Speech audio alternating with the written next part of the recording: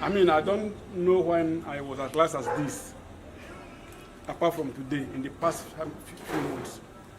So I want to thank all of you. I want to congratulate you, the celebrants. Then the usual cutting of birthday cake, birthday songs, and wishes for the three staff led by head of programs, Chris Madoka, who moderated the event. 2, eyes!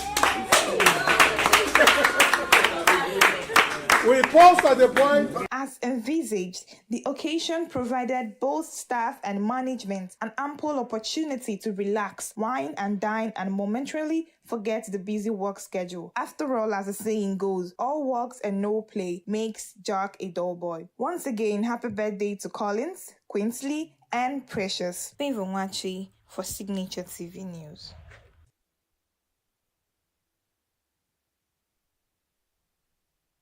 Can do, celebrating ourselves.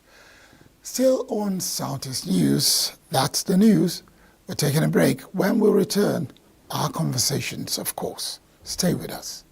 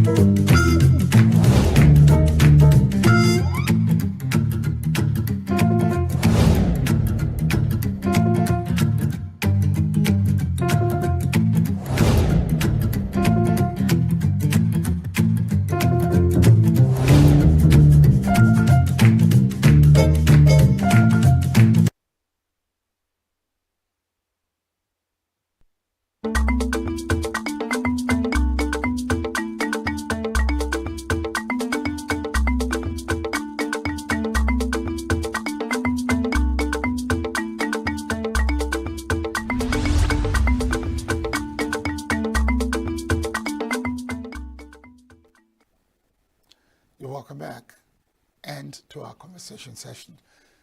The population that is higher than any other population in Africa, all over the world, and in particular Nigeria, is the youth population. And that is the same population that you'll find that are most unemployed. What can be done to ensure that we have a whole lot of youths getting training in different fields or different sectors of the economy and become employed? One stop gap seems to be nothing more than ICT, because if you're good in ICT, then you'll be good in all sectors of the economy, and the economy will be at your beck and call, and you need to pick and choose what you want to do. Why is that so? Because technology is taking over, and in the next couple of years, you'll discover that many of those will right now jump onto that bandwagon of technology or tech will be the people would all run to, and they will be the ones calling the shots. We started this conversation yesterday, and we had to take a break when we realized that when you even talk about food security, you cannot have food security comprehensively taken care of without technology. And we just scratched the surface in talking about agro-tech. Well, not to worry, we're still going to continue that conversation and expand our scope today. Kene Okolo is still here. Kene, you're welcome to Southeast News. Thank you so much, sir. Yesterday, you got me lost at a point when we started talking about agro-tech. And I realized that as much as I thought I knew about what technology can do in the field of agriculture, I haven't even started scratching the surface. So can we get back to that? All right, thank you so much to be here, and I'm glad to have this conversation.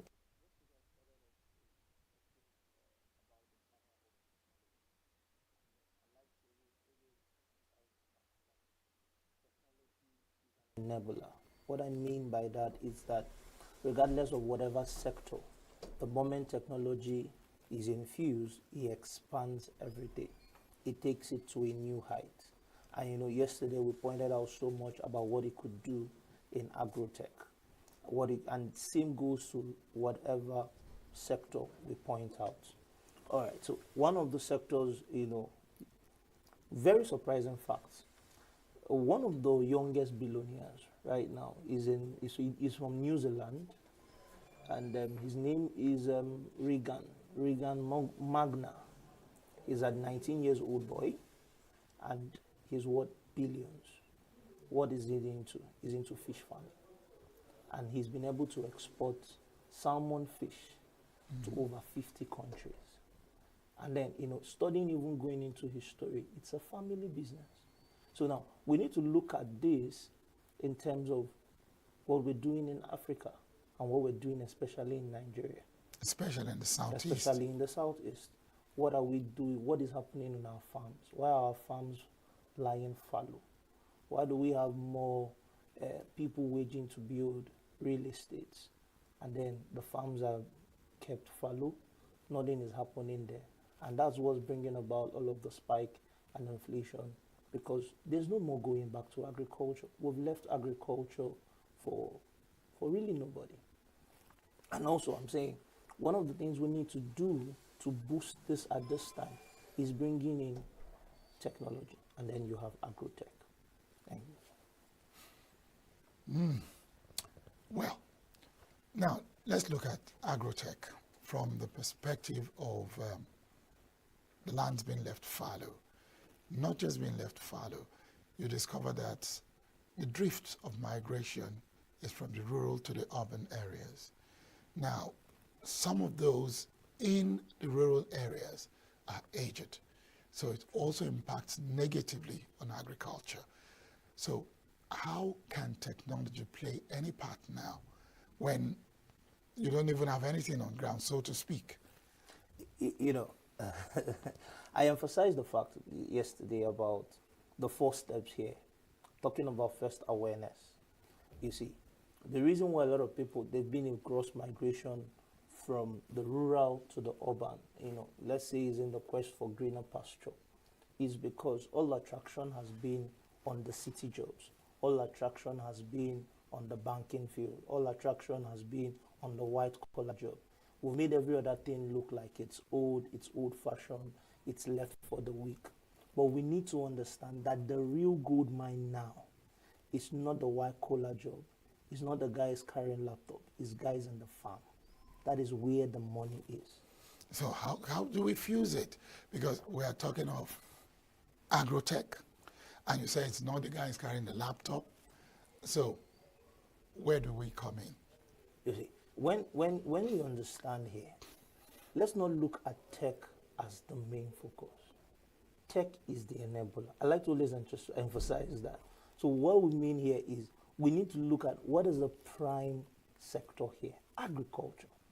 Agriculture. So we need to go back here and question is how do we bring in technology into what we're doing? So question here is what is the maximum space of land someone could do now with just having a hoe and a cutlass? Can you compare that to when you have a tractor? Can you compare that what's the maximum size of the land you could get to put your fertilizer in when you're just using no matter how many? But when you have your drones, to spread your fertilizer, when you've wired your irrigation system, network the whole farm, for God's sake, that's what's happening in the Western world. People have been able to advance their farms, and it's a major business here. So we need to look at the same thing within in the Southeast. And we have the land. Our lands are fertile. So we need to look at it. Government needs to come in here, and when this awareness is being created, when sensitization, when discussions are going on here, government is doing so much already, and we can't excuse the fact. But much of what is done for farmers is that you give a few people a bags of fertilizer, and that's it. We need to have some sort of relearning, re-education going on here. Let's expand the mindset of our people. Someone who is able to do 2 plots can do 2 hectares, can do, you get my, so we need to get our people to think that way. We need to, first of all, let's not just think consumption. Let's think what I'm able to do in a plot, how can I do it in 10,000? How can I get it to feed 1 million people? It's possible. You know the very funny fact, during the COVID, I did a study on agriculture, and I discovered that sitting on one plot of land, being able to infuse technology here, you could cultivate right on just one plot of land, what you would be able to feed a family of 20 in 3 years. You see, the power of technology is so much that we don't need to just wait for the rainy season. You can get to the same way where you're constantly producing round the clock. All season farming.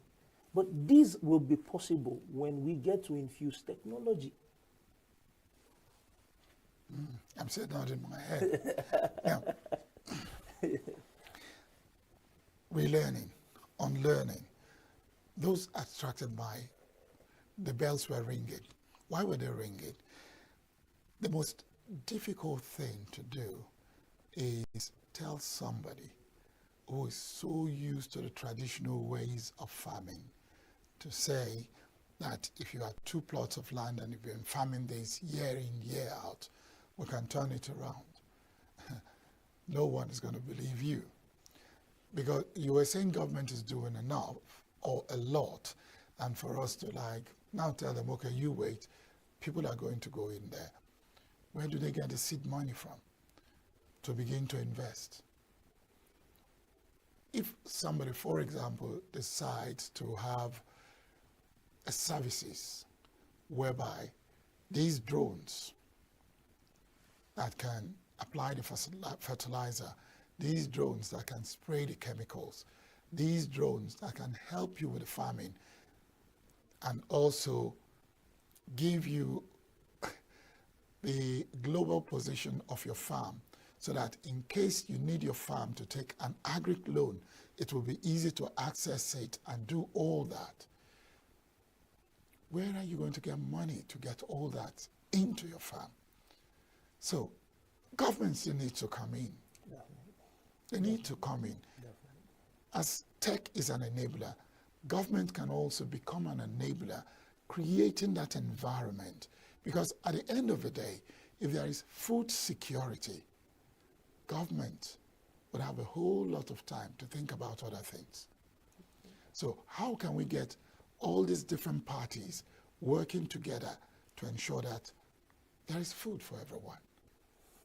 Okay, one of the things I would say here is the government has to come in as venture capitalists, as venture investors here. Part of what they need to do is building the right environment, creating opportunities.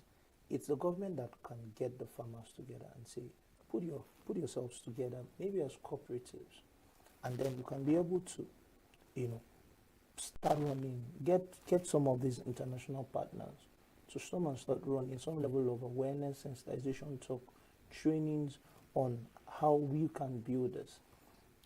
We need to create the awareness, stimulate our farmers, let them catch the vision here, and in so doing, we'll tell them the cost is not the problem.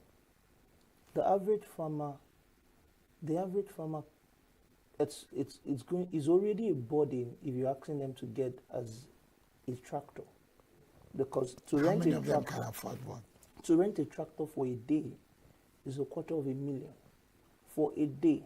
How many farmers at the end of a planting season or a harvest season make Up to 250,000. 250,000 from their yield? So the government and a lot of partners needs to come in here.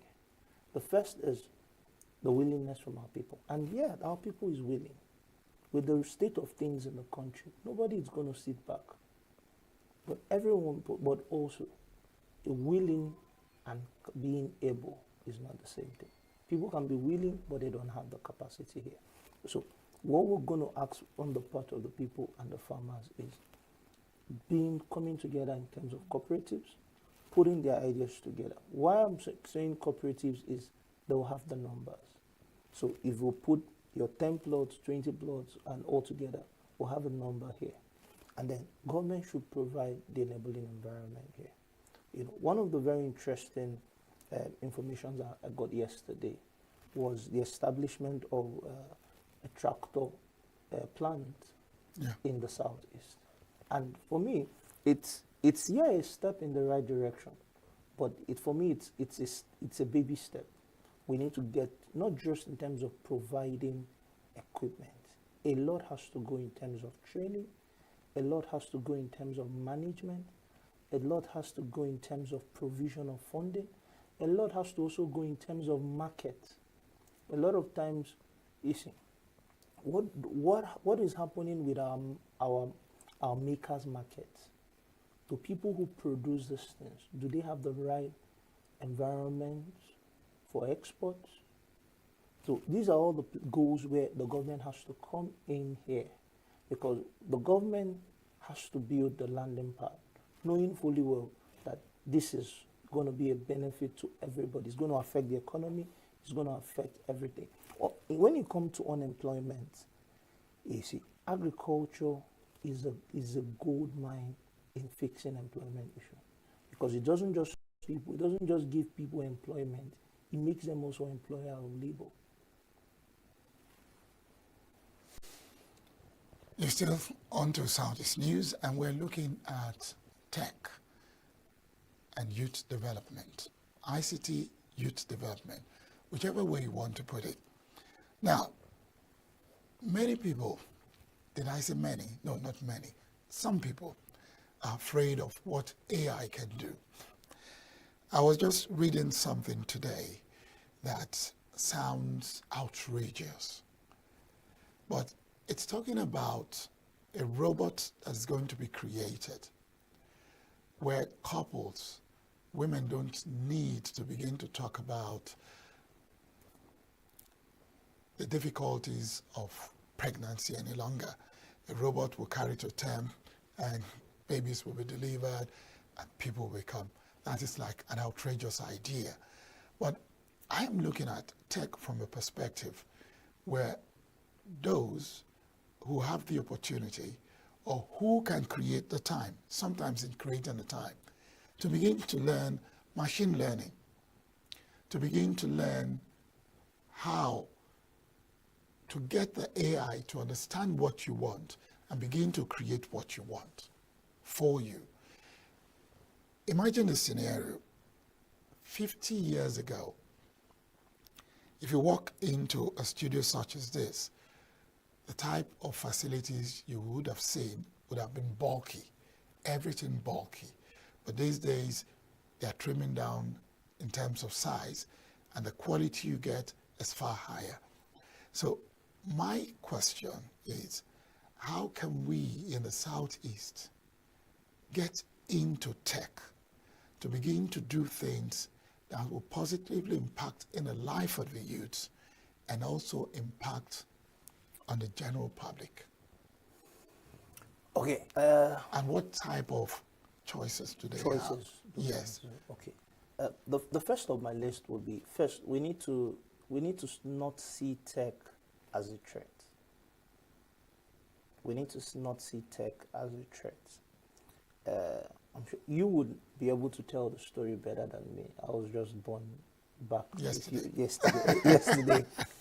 But one of the beauty of tech is I know my dad told me the stories back in the years where before you could be able to get to call someone who lives abroad, there were only 2 stations in the city, one in Lagos and one in Kaduna also. No, there was one here in ENUGU. They called it the Gateway. The Gateway. And then, when NITEL was there, Gateway. And you had to go in there and you say, oh, okay, hold for London. Yes. And then you connect and it's counting. But now, right from my village here in the city, here in ENUGU, I could get to call any of my cousins who live abroad and even see them real time. That's the beauty of technology. But you see, back in my primary school days, they always teach us advantage and disadvantage. So here is, so a lot of times here in the Southeast, we look at tech as a threat. And because of it, the adoption of certain aspects of tech, especially when you have to do with AI, machine learning, certain level of high cybersecurity, there's been this resistance to it. But one of the things I'll tell us is this: no matter the massive results we get in tech, it's still a product. And computers will never be able to replace humans. I know there have been these battles over the years about robots taking over people's jobs. Yeah. It's not every job it could take over, because AI, computer, all of those things are built on the basic systems of garbage in, Garbage out. So it's what you put in is what it gives you out. If you don't, it's very funny sometimes, even using my phone sometimes, you could tell Alexa or Siri, you can ask certain questions and you get very funny response, and it says, I don't know it. So what will tell us, what this will be is, we need to get back to ideation. The computers can't do the thinking for us. It can't do the ideation for us. We must understand that these are only here to work as enzymes to help boost what we're building. So because of it, one of the things everyone, and this is one a lot of young people have to be careful about, you are the engine room, not the equipment, not the AI. Is what you put in, is the prompt you put in, it provides for you. So with this, we must now clearly looking at the entire tech ecosystem and look at what are the things we need to get into. Now, we're looking also at the economy and where we are in the country. What are the few major recommendations I always make for someone going into? One is cybersecurity. Because of the nature of, security issues we'll have, there's this thing, the whole buzz about hackers, all of those things.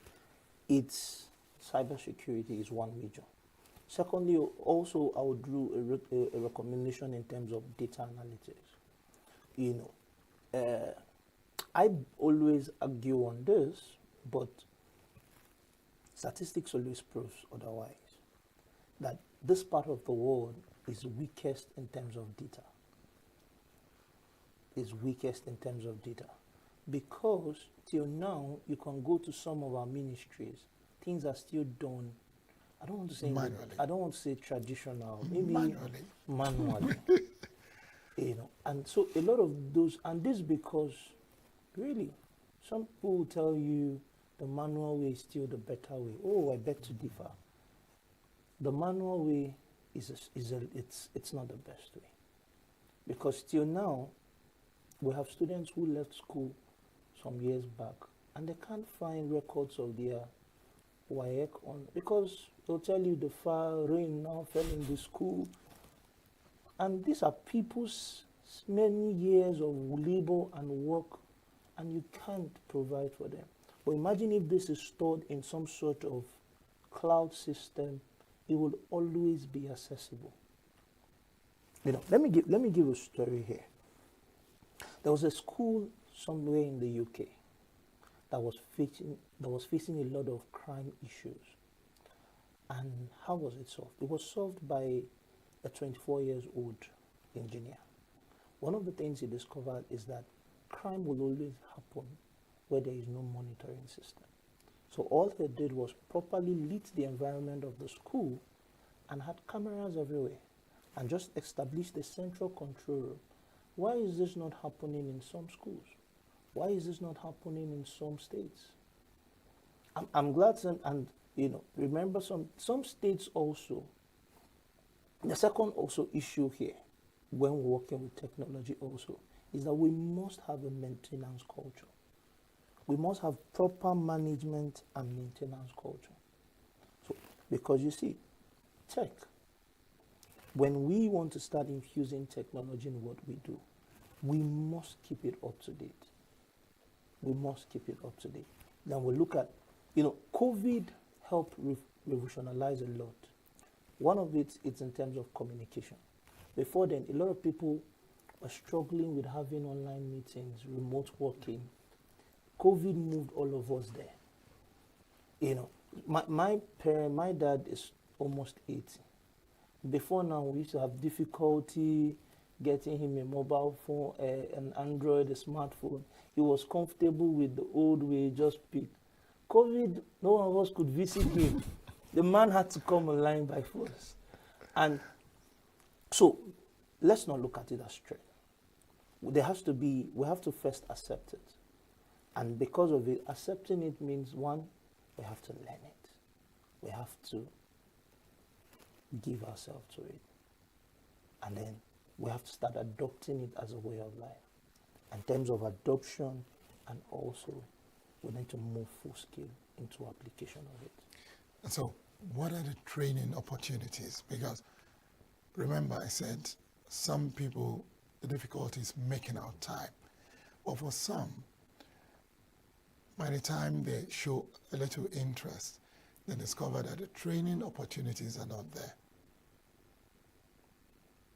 So what are the training opportunities for data analytics, for machine learning, and the others?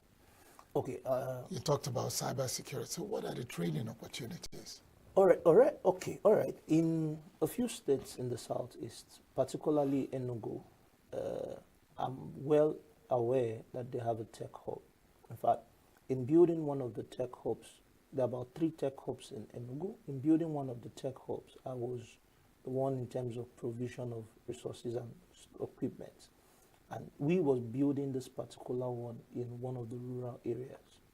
And part of what we did was that in providing everything, we had a full partnership with Microsoft and all of this to run trainings there. So what I would tell people is, regardless of where you are, even down to the rural areas, go to the rural local governments, go to the closest tech hubs, and they have trainings available. And also, there are a lot of trainings available online. So you need to find yourself within those spaces and start. And also, stay tuned to to the media and follow through on information. Trainings are coming up now and then everywhere. And whatever one, just align to it, sign up and follow through. How do you know they are following through? Because sustainability is another issue. You see, some people go on these trainings. By the time they come back, they are not faithful enough to stay in it. And after a while, they give up. They say, this is not it. That day, they were talking about cyber security. That's number 1 on Signature TV. And I've gone for the training, and now nothing. Okay, you see, technology is advancing everywhere, including in education. Yeah. So Gone are the days where informations you need to go to the library or go this. On your smartphone, the smartphone there with you in your hand. Just go online. The basic prompt, cybersecurity for beginners. Put it in there. It will show you how to start and how to begin on that journey. That's the first thing. So you need to, and also you will not understand this is, if you're learning online, you must build discipline to start. You must build discipline to begin. You must build discipline here. So you must be consistent in the learning. You must give it your thing. And then also you have to learn on your own. You have to go online, make the research. See, there is no question you put on Google that you won't get an answer. No. What about if you get a wrong answer? It's still an answer. And how will you know it's wrong if you don't? If you don't know what it is all about. Yes. So, now, each year, more people are leaving the higher institutions, and majority of them are just coming out to look for jobs. But I know that if they have the right ICT training in the different sectors, it becomes easier for them to begin to conceptualize what to do with the skills they have learned. So why is it difficult for some of the higher institutions who say, for example, I'm not going to mention names, they have computer departments and all that, and somebody comes out into the field after a number of years in the university and knows most 90% of theory and less than 10% of practical. Why do we have that situation? Because the teachers and the lecturers who are teaching in those schools, many of them learned it theoretically. And there's no way where we can now begin to blend practicals with theory. You see, if we're gonna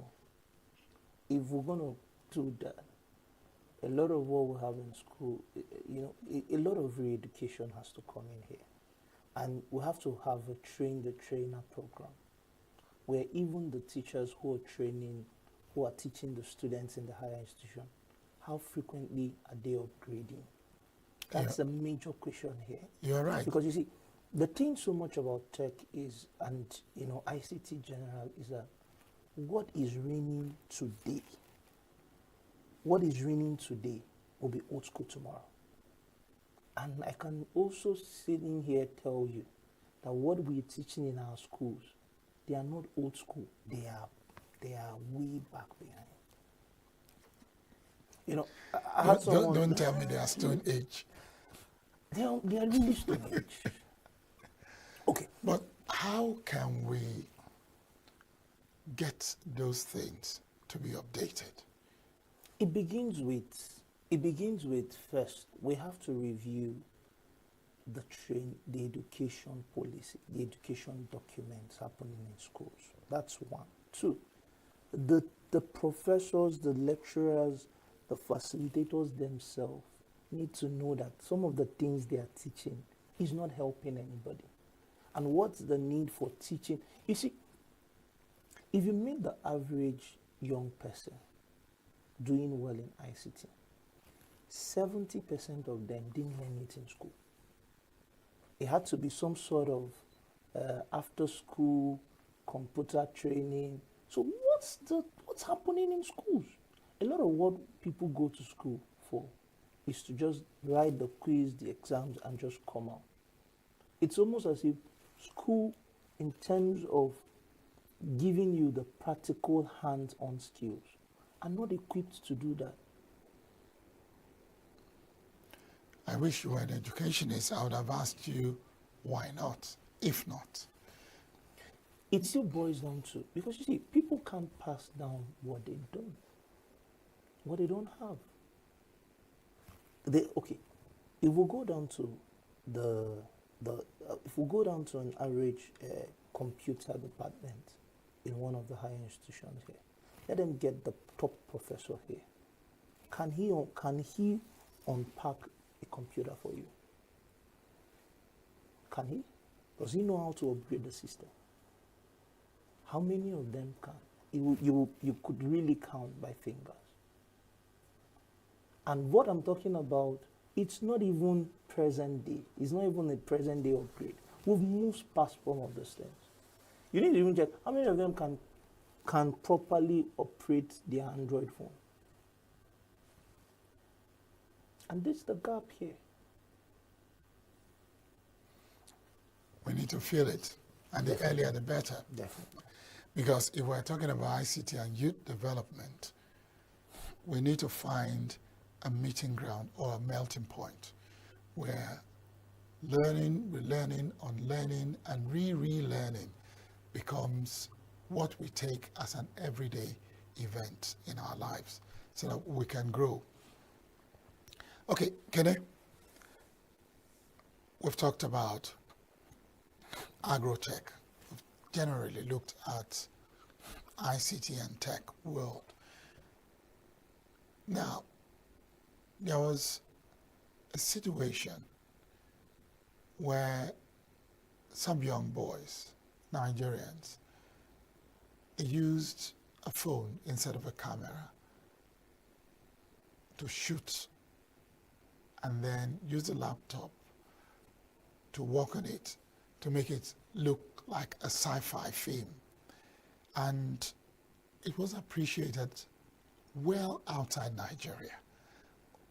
Not for anything, but because of the creativity of the young people. You know, there's something you said. You did say that most of those who are doing well in ICT, in tech, are not those who learnt it in the four walls of a school. So why do we have these differentials? Why is it not possible for you to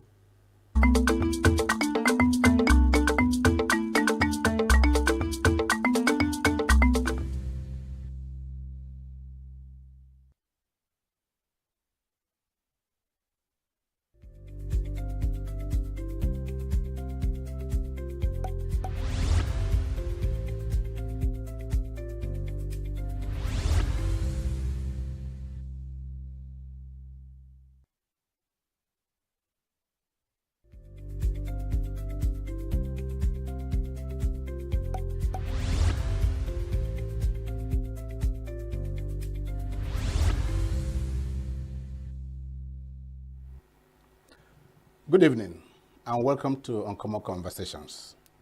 On Signature Television, we're reaching you from our head office in ENUGU, Coal City State. Of course, the last time I checked, ENUGU is still the capital of the Southeast Nigeria. Sure. Today, we'll be looking at a program that is different from what we have done in the past weeks. In the past week, we dwelt on politics, on economy, but today, we want to have a conversation around health. As a young man growing up in the village, my mom and dad would just go to the back of our house and get fruits and vegetables and make fresh soup, fresh yam porridge, and the likes. They got certain crops and roots from the farm. We never had health centers. Sure. We never had clinics. And so, if you were sick, somebody would walk into the bush, get one or two leaves, mix them up, get them grounded, and then give to you. You drink. There was this use of dogonyaro then in the village, and malaria was just a thing of the past. Sure. But as I grew older and got into the city, I was exposed to synthetic food, what they call wait and take. You go into an eatery, and then you point at what you want. Fast food. And they will give it to you. We have forgotten our roots. Yeah. We've forgotten that in nature, we had so much health. in nature, we had wealth. And now, even at age 10, 11, people fall sick carelessly, endlessly. And that is why it is important that this evening we have an uncommon conversation around the issue of basic diet requirements and rules for recovery and staying healthy. And to help us unravel this conversation is an expert himself. His name is ENUGU Hyacinth. He is a wellness practitioner and a coach. I would like to invite him to introduce himself the more and tell our viewing audience what exactly he does for a living. ENUGU. Thank you so very much. I count it all joy and privilege to be here today, to be able to unravel the mystery behind the frequency and the intensity of untimely death that is so much around us. To me, it is quite shocking because, just like you rightly pointed out, we have left our roots. So this program is designed to bring us back again to where we started, so that the common health that God has given to everybody, we can have access to it. So I want to take you back to my first question, which is ENUGU Hyacinth. Yeah. Who is he? What does he do? all right. And ENUGU Hyacinth, God's time, which means Oge Chineke, is a wellness practitioner for over 10 years in practice, and also a coach. By the special grace of God, I have authored quite some books. I am also a conference speaker, and I run an organization called Nature Way Dietetic Living Food. Nature Way Dietetic Living Food is an organization promoting and advocating healthy eating habits and disease-free life. Healthy living, Eating habits and disease-free life. Is it possible that we'll have a disease-free life? Scientifically, we know that every matter is assumed to be in a state of rest until external force is applied to it. This body of ours do not know on its own on how to become sick. Just like in Igbo parlance, we normally say, our body, not even a single cell in the body, is setting goal to have diabetes, arthritis. But our cells will respond precisely to the environment you have created for it. What I'm trying to say is this. The process and the function of our body is simple a response to a stimulus or a stimuli. Example, if malaria, before you have malaria, it is believed that mosquitoes should bite you. And when the plasmodium is released, that's a common belief. and when the plasmodium is released, if your immune system has not been actually turbocharged, the tendency is that the manifestation is malaria.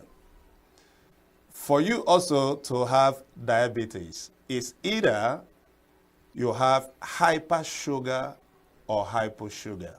Okay. So that is just the way it is to every sickness that we go through. Yeah. Okay.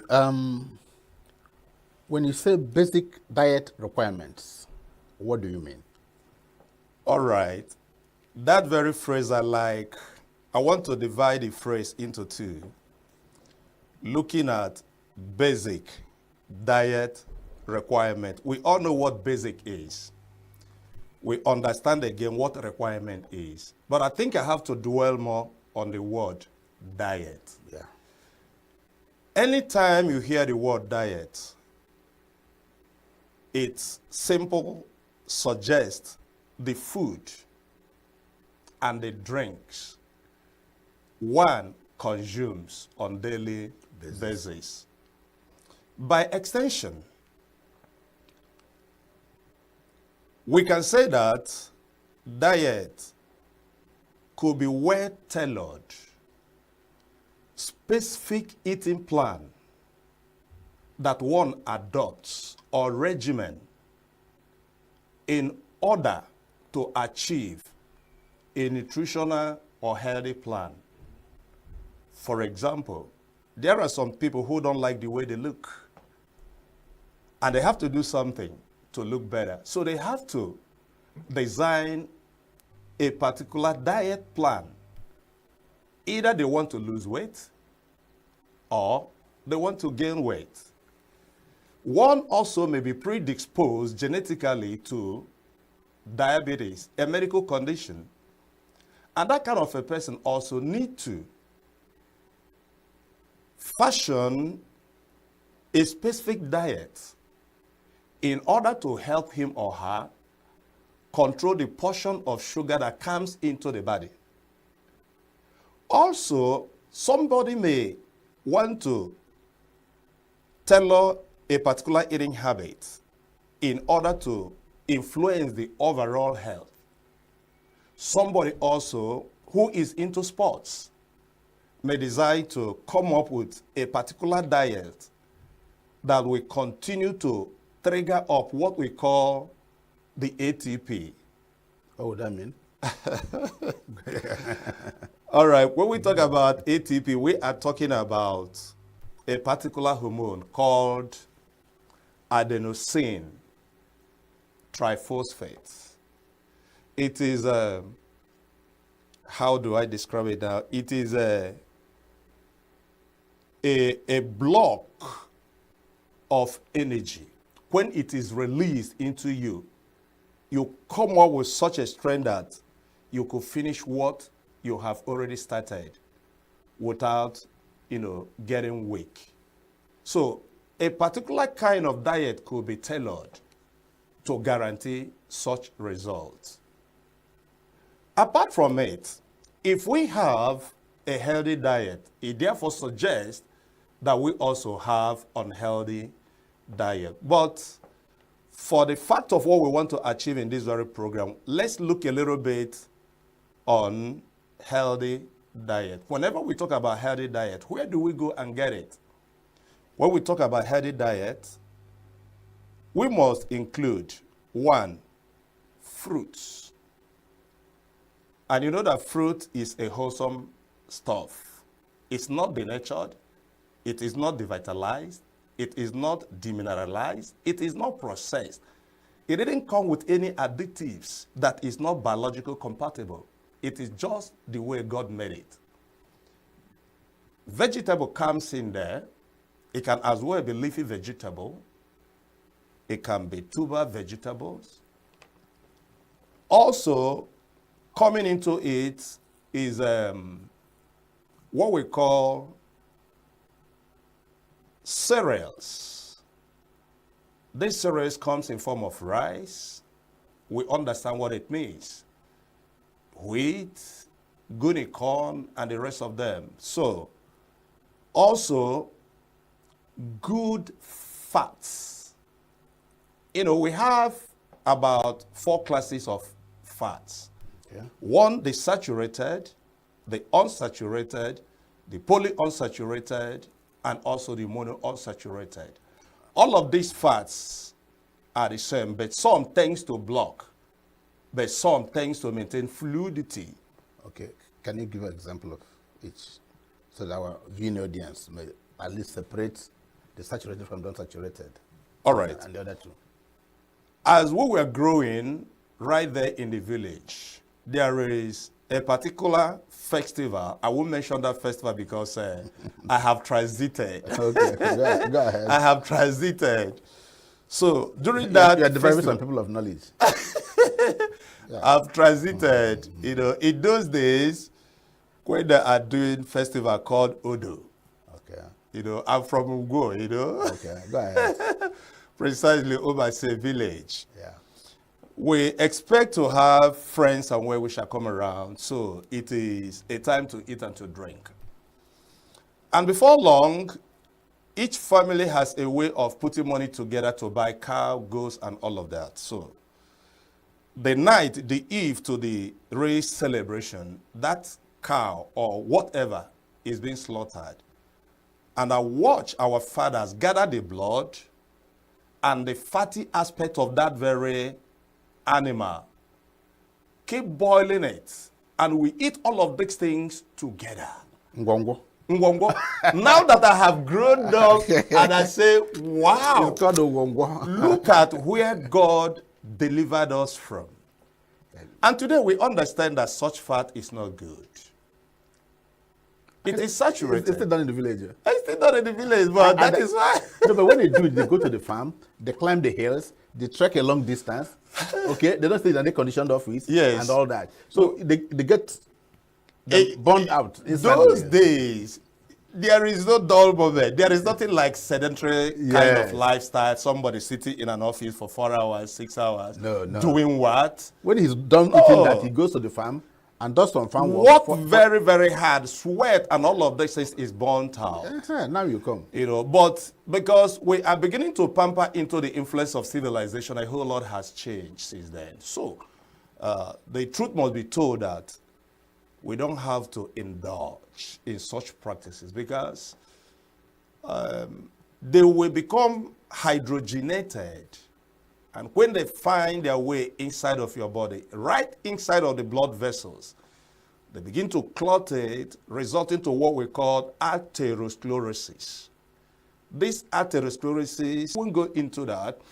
And then we also have, like I rightly said before, the poly and then the mono unsaturated fatty. These ones are wonderful. For example, there was a time I was teaching somewhere in Imo State, Abia, presently now, Mary's brother Juniorate in particular. I lived in a village called Obiago, and I watched the way they process their palm front, their palm kernel. It wasn't like what we do in the part of Udi, where I come from. There's a whole lot, either you pound it or somebody climbs right inside of it and match a healthy diet. Anything outside of this is a mixture of what it's supposed to be. Okay. Sometimes we hear, I've been healed, Yes. either by the Western medicine you take Yeah. or because you've gone to a prayer house. Yeah. So healing has become a common phrase that we use.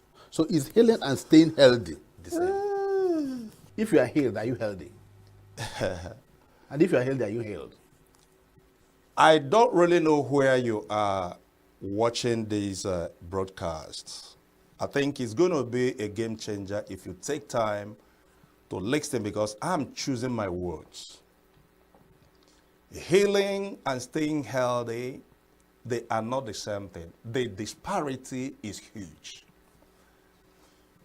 When we talk about healing, healing is an emergency recovery measure provided by God. When people, through neglect, for emphasis, through neglect of health laws and for some other reasons, they can become sick. And when they become sick, well, they ought to look up to God, because God is our healer. In fact, I am a Christian. And I don't mix words when I want to tell you that I'm a Christian. Practical one by the special grace of God. So if you go to the book of Mark, reading from the 5th chapter, coming down to verse 41 down to verse 43, Jesus came to the house of Jairus because it was reported that a young lad that was 12 died. There was no hope. Everybody seems to be crying, right? And when Jesus stepped into the scenario, he walked in with some of his disciples and called on that very girl, Tarita Kumi, come back to life. The lady jacked, sneezed, and came back to life. And Jesus turned to the father and the mother and said, give her something to eat. What do you deduce from this? Number one, healing absolutely belongs to God. But to sustain and to maintain the healing is your own responsibility. To be healed is God's responsibility. When you are healed, you take responsibility. To stay healthy. To some time, in some cases, God may likely allow you to go through the medicals. The sick should go to the doctors. And the doctor will treat you. And having been treated, you get well. So you now notice that health is superior to healing. Healing is a process that brings you to the place of what? Health. But do you know what? The amazing and the surprising thing is that you don't even need a doctor to stay healthy. You don't need a doctor to stay healthy. You don't even need prayer to stay healthy. You don't even need fasting to stay healthy. So what do you need to stay healthy? Right. The other day, Apostle Paul was traveling, going to Damascus, and the Lord stopped him on the road. He became blind. And the Lord spoke to Ananias, say, go to this man. By the time Ananias came and laid hands on him, scare went out of his eyes. Immediately he could see. The very first thing that happened is that there was a transfusion of hunger into his DNA that activated to his sensory perception that for 3 days I haven't eaten. He didn't realize he had not eaten. He realized he has not eaten. He was hungry. He was hungry. Immediately the Bible says he took food, and when he ate, he was strengthened. In other words, food carries anointing to give you strength. Food gives you energy. And so, when you come to the place of health, you know what to do? No. Because health is a conglomeration of several practices. Nobody can give you that. Your wife can't even give you that. Your children can't even give you that. If it is a conglomeration of several practices, not just the practice or the result of one thing you do, it brings in the proper dieting, exercise. Your doctor cannot exercise for you. Yeah. It's you who will do that. You know why? No. The reason is that the sum total of our health is the function of what you eat and what you drink.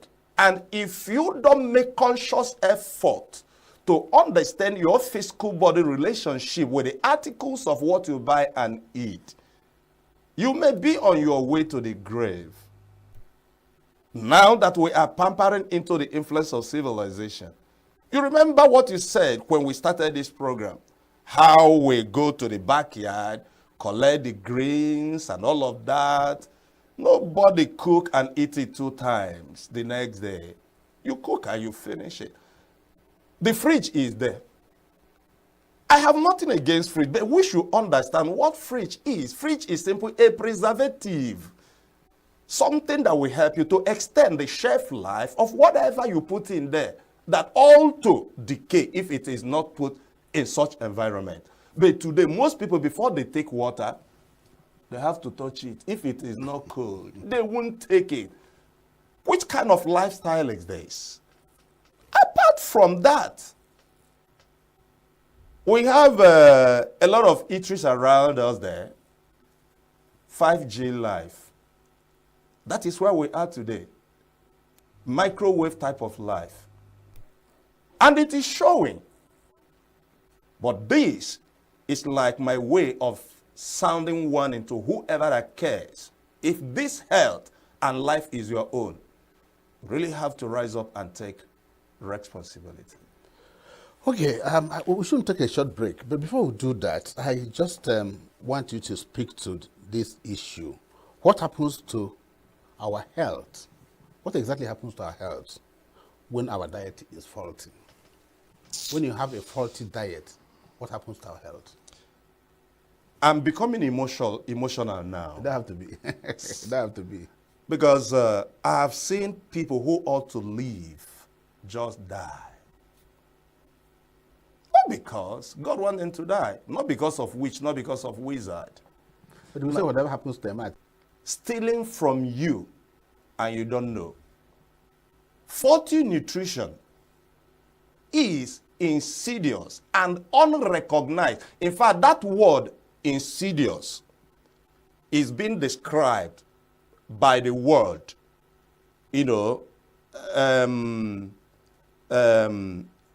stealing from us something that is harmful to mankind.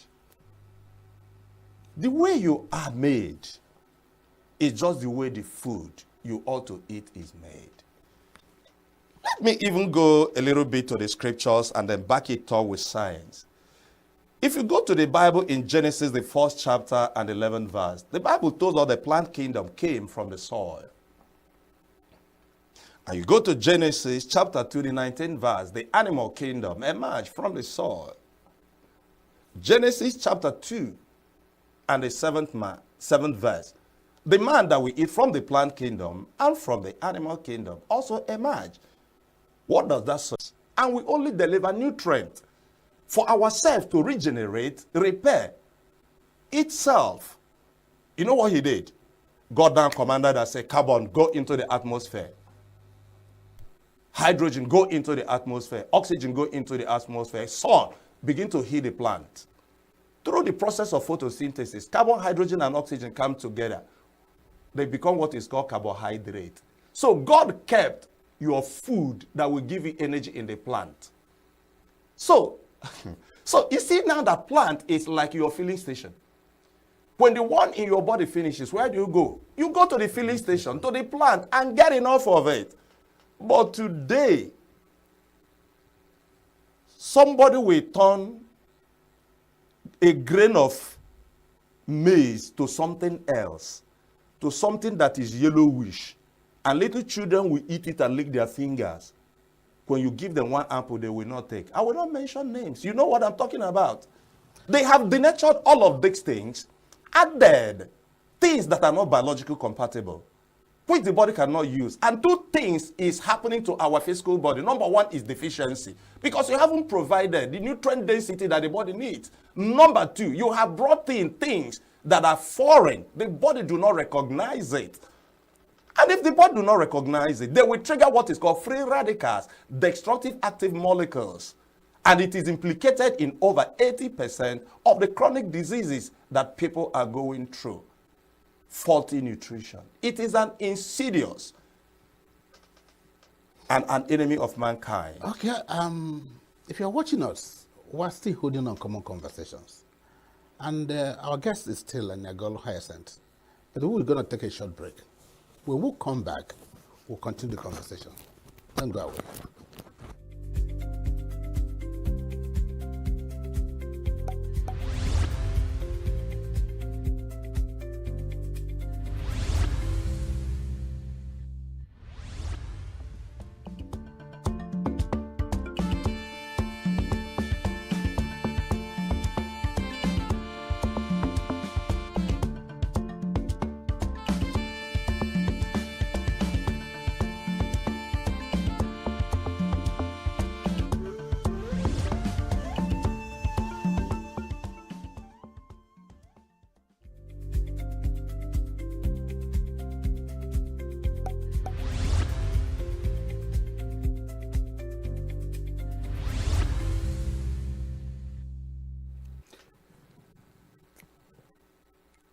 You are still watching on Common Conversations, and we're still reaching you from our ENUGU studios. This is Signature Television.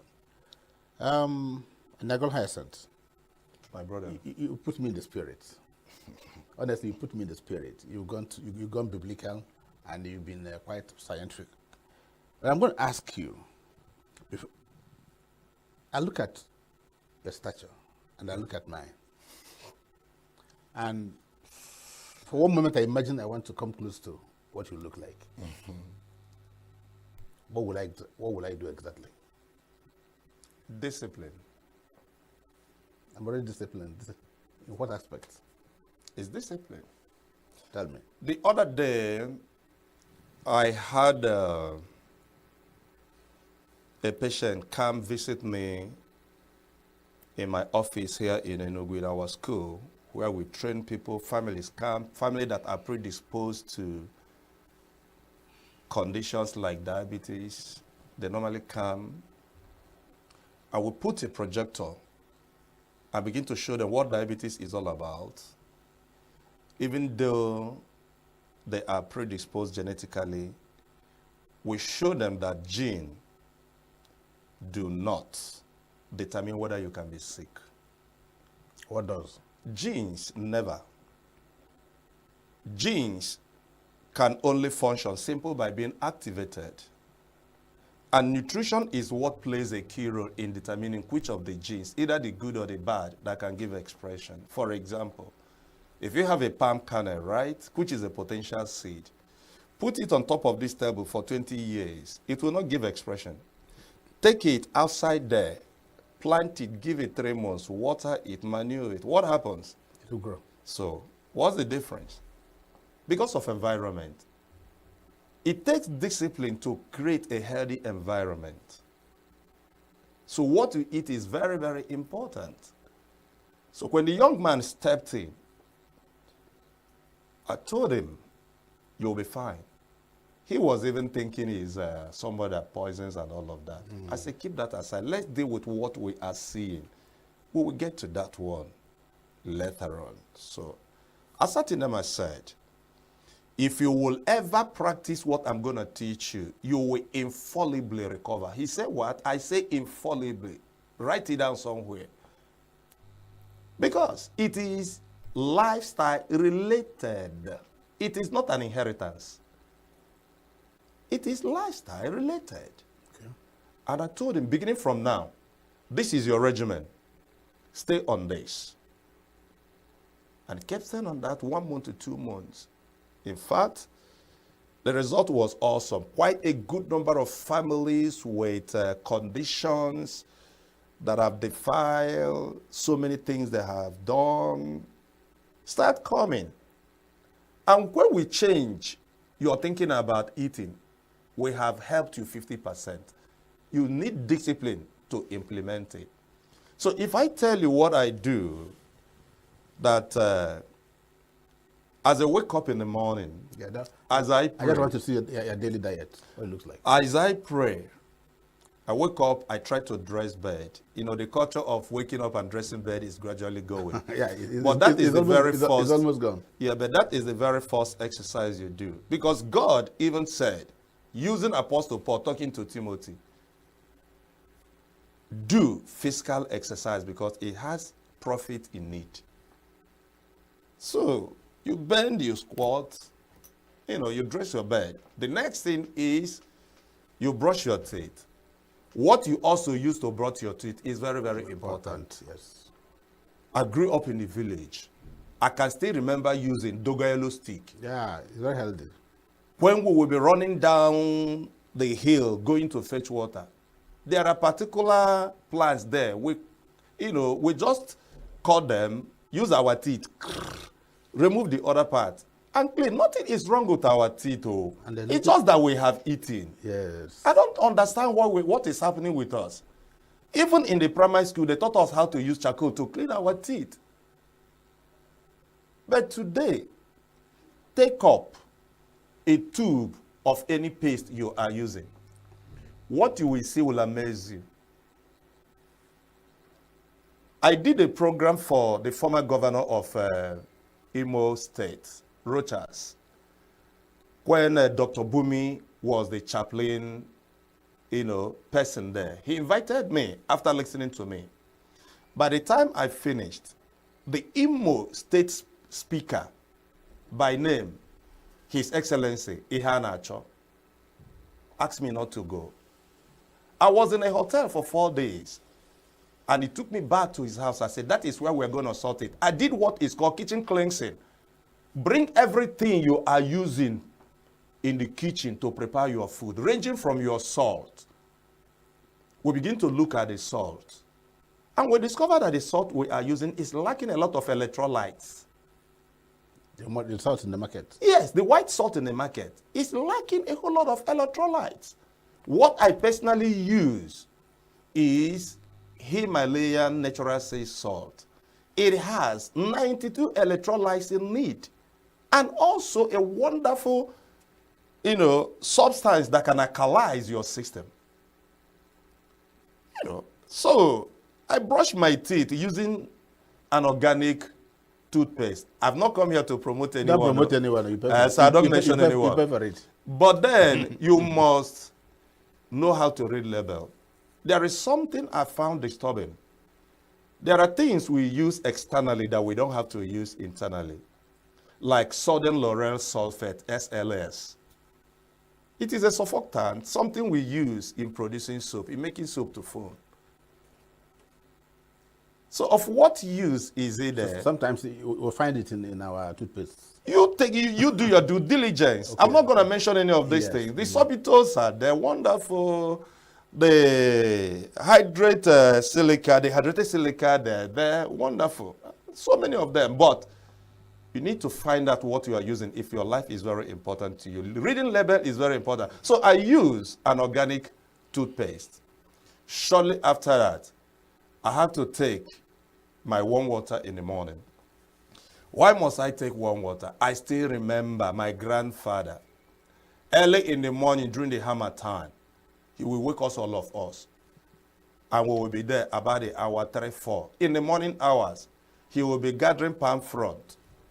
And he set up the fire. And every one of us will be stretching ourselves. No, we did that. We'll be stretching ourselves. We feel very much good. In developed country today, they have fireplace in their parlors. Yes. Because we are warm-blooded, not cold-blooded. Some of them put firewood under the place they lie down to warm themselves. We sleep under air conditioner room. We use fan. In fact, I know of a family anytime because of this plan of band B. Band B and band A. So the thing runs very fast. So every now and then, once there is a power outage, recharge. So I said, what kind of life is this? Open your windows and do this thing naturally, madam. So I take my warm water. The moment to boil your water, drinking warm water is not very easy. Most people find it difficult. The moment water has been heated, the molecular structure of that water has been altered. Yes. To some extent, it will help your liver. Our liver is an incomparable plant chemical that modifies. Whatever you take in, the liver makes its own contribution to make it in such a way that it will be harmless for your consumption. And you can imagine it working like that, even when fat comes. So they were breaking it down. And you can imagine if fat is coated everywhere. That is why you see a lot of people having fat in their what? In their liver, coated. How do you think it can function?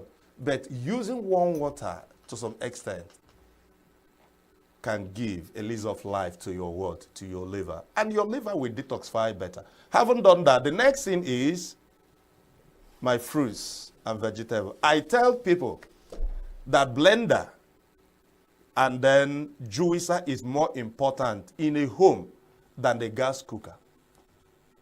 Why? Simple. Why do you eat? You are eating not because you want to feed your stomach. You want to feed the cells. You want to help your immune system. You want to empower the stem cells to begin to produce embryonic cells to replace the dead, the wounded ones, so that life can continue in the cell world. So, and I still have 4 questions, and our time is running. So I Let us do this thing well. This is an opportunity for me. Let us do this thing well. Okay, I'm go ahead. excited. Okay, I feel like talking to the whole world because the truth must be told. Let it be told now. So, when you subject your food under high temperature, you already know that the nutrients is going down, isn't that? So, are we eating because of To fill our stomach. appetite, or are we eating because there is need we have to meet? Most times we eat to fill our appetites. Yeah, that's the problem now. So we have to change it. I'm not saying you don't have to cook. There are some certain basic things you must cook. But I tell you, if you form the habit of eating more of fruits and vegetables than you eat the cooked food, a lot of things will change, even without you knowing it.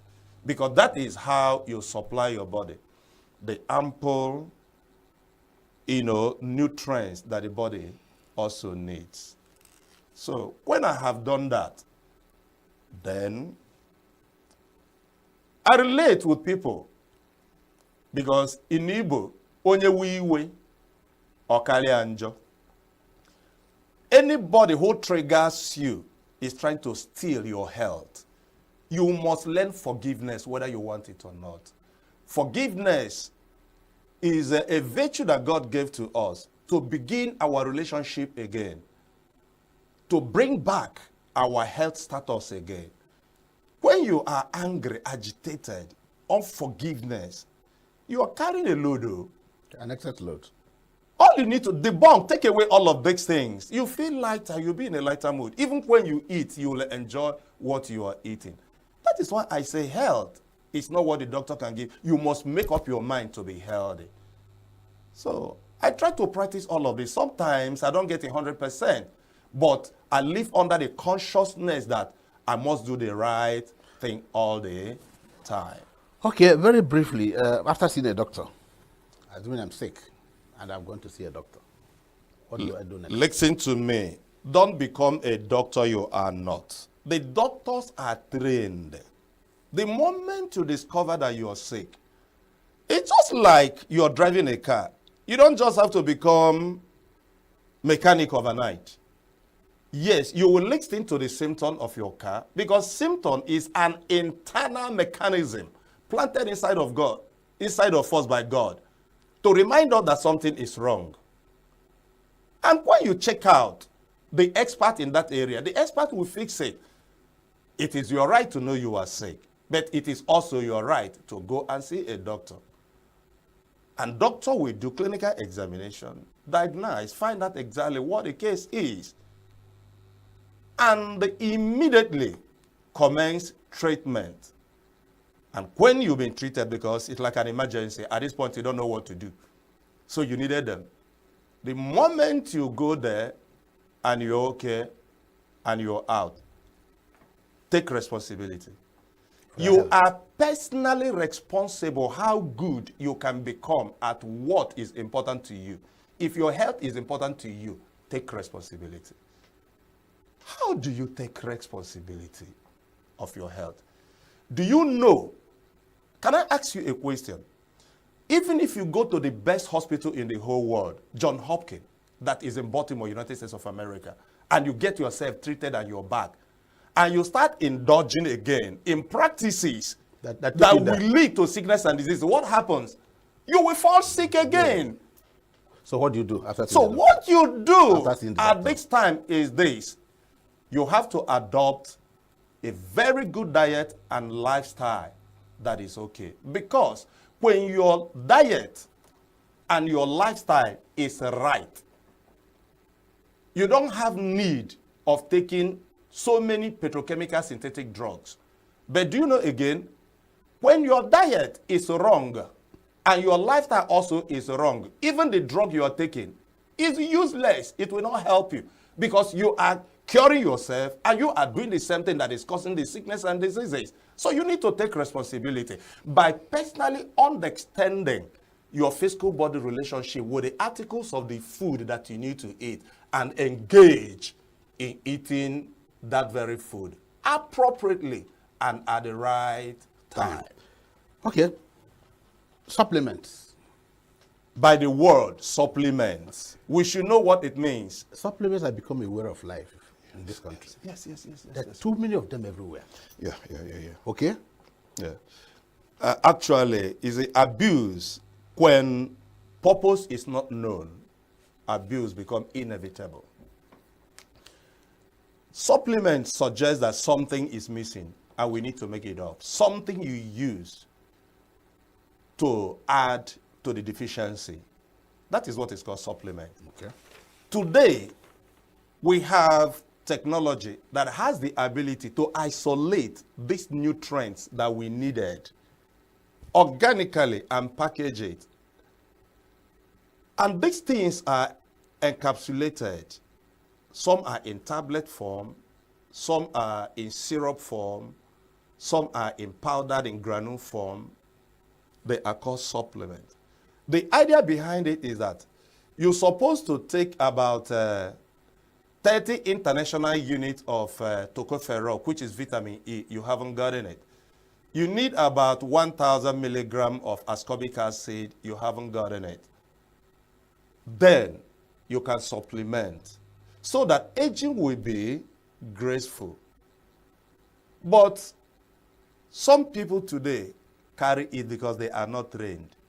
If you take this one, it will cure this. It will even cure cancer. That is why doctors get mad at them. It's not because they are not good. They are wonderfully okay. The way we are eating, we need to supplement in order to make it up.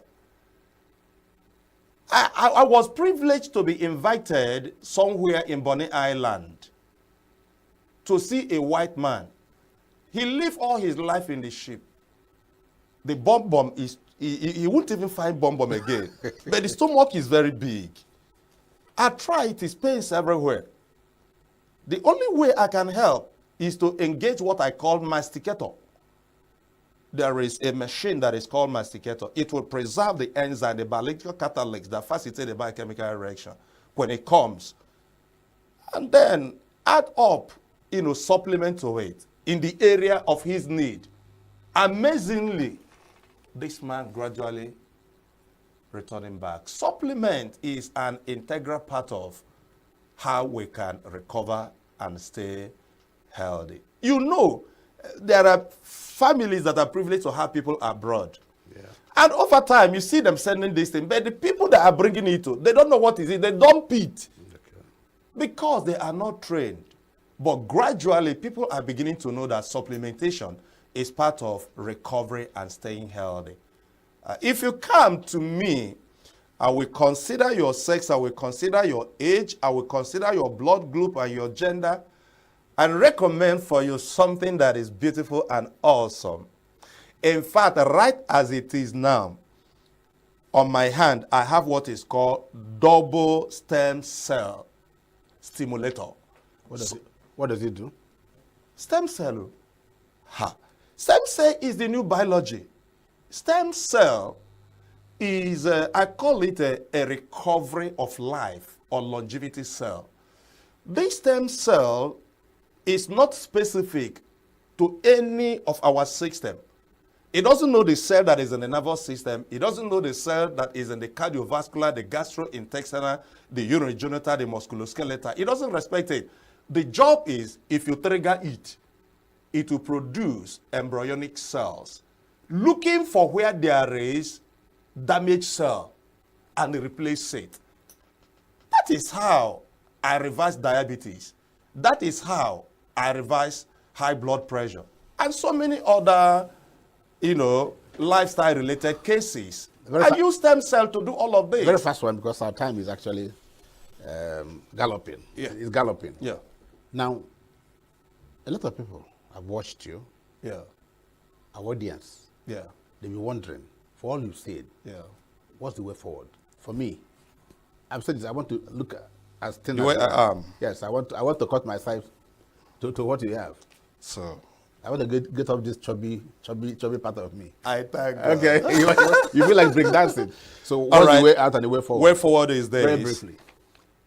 Number one, health education is very important. Alongside with Where can medication. we get the health education? That is why I am running a program. Is this the university? It's not that university. Like in Enugu, if you are within Enugu, there is a place in Enugu that is called C2C Plaza, Block E20. C2C Plaza, Block E20. That is where we do training. And we are doing it free of charge for now, because this is an in thing. People that are predisposed genetically to diabetes, you come, we show you a way out. People that are having high blood pressure, be it primary or be it secondary, be it the ones that are caused by underlying factors. Maybe your kidney is not working very well and you do not even know, and the BP is high. You keep taking drugs for BP instead of dealing with what is causing it. Maybe you are somebody who stays on NSAID, non-steroidal anti-inflammatory drugs, so long a time. And some of these things can trigger high blood pressure. There are risk factors. So what we do is to sit you down and teach you. After teaching you, we empower you. We watch you in the next 6 months. After practicing what we teach, you just simply recover. We do it excellently well. I see people fly, stay in a hotel 4 days. So you do it with drugs, supplements, or what? No. I don't touch drug. I'm not a medical doctor. Okay, I have nothing to do with petrochemical synthetic drugs. No, I do it with simple food. Simple food and supplementation. But the primary is giving you an understanding, changing your mindset about how to stay healthy, and then putting it in your hand how to go about it, depending the condition that brought you. There is no health challenge you cannot walk out from if you are disciplined enough. There is no health challenge You cannot walk out from if you are disciplined enough. I want to pause you there and I want to stop you there. Yeah. Because that's a take home. Good. So I want to thank you, Negal Hyacinth. The past 45, 50 minutes have been quite awesome. Yeah. In fact, I must confess, it's been an uncommon conversation. All right, okay. And I want to thank you for finding time to be here. It's my privilege. Hoping that even though this is your first, it will be our last visit to Signature Television. Oh. Because we keep on engaging you. No, when I came here, they treated me well. They took me right inside, gave me tea and other things. I enjoyed being here. Okay, thank I would you. like to come again. Thank you. If you've been watching us, I've just had a conversation, very uncommon, with Negal Hyacinth. He is a holistic wellness practitioner, a coach with over 2 decades of practical experience. I'm sure I'm enriched. And you watching us, I'm sure you're also enriched. Let's do this same time tomorrow. Thank you for watching.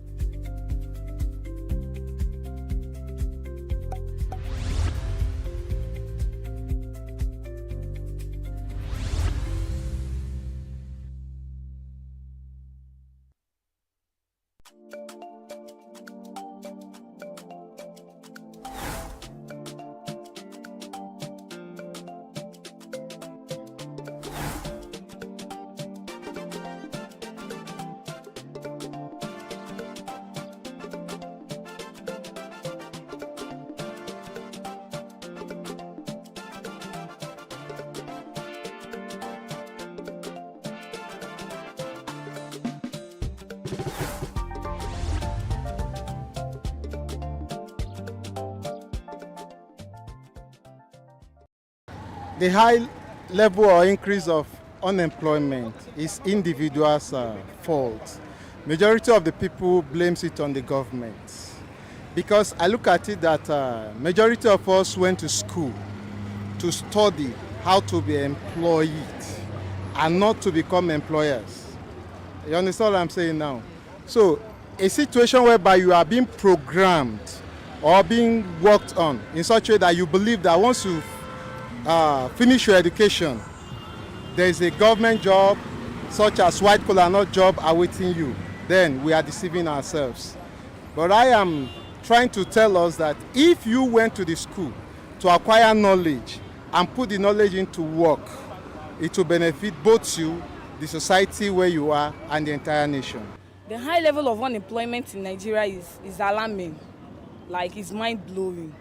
It keeps getting worse by the day. Like people are getting unemployed on a daily basis. You see students graduating from school, like no work, no job.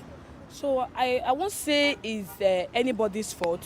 Individuals have to put in effort to mitigate it. Then government, it is their duty to make sure that there is a way that students or graduates should be employed. And I think the ways to mitigate it or to make it a bit easy for everybody is to encourage entrepreneurship. Encourage entrepreneurship is very, very important. It's very, very necessary for people to be equipped to have what to do, a kind of handwork, anything that will make someone to be engaged in order to earn money for him or herself. High rate of unemployment in Nigeria first is caused by we the Nigerians. And why? Because we already know that there are no jobs out there. So why then do we depend or lean on getting white collar jobs when there are none? The federal government is not doing anything to help us and to to give us something meaningful. Let me just stop there to give us something meaningful. When you go out there, outside the country, definitely there are jobs there where you be able to fetch money for yourself and fend for your family. But here, it is well. High level of unemployment, obviously is on the leadership now. It's very, very obvious because in a country that everything, the consumption rate is higher than the production rate, what do you expect? Obviously unemployment will be very high. So I guess one of the ways, and we all know it, and the government knows it, is just that the guys who, made the country this way are benefiting from it. So basically it's just to increase the productivity of the country. Look at places like Aba that produces, the kind of, despite the, financial instability they have, they can still produce such, well-crafted work, creative work. For them to do that kind of thing, imagine if money is pumped into that area. A lot of things can be done. For instance, Peter Bida, his convoy is made of innocence, he bought innocence cars, his convoy. It's because, he's trying to increase the productivity of Nigerians. And I feel if we focus on that area, things can be done to, make the country better. Well, I believe the high level of unemployment is basically, let's say the government, because first off, the government isn't providing enough opportunities, both in learning opportunities and job opportunities for people. People actually go to school in this part of the world because we are very educated people, if they can actually succeed in the business or in whatever they're about to do. And if you look at the downside of things, it doesn't add up and they just give up and go back to the whole so-called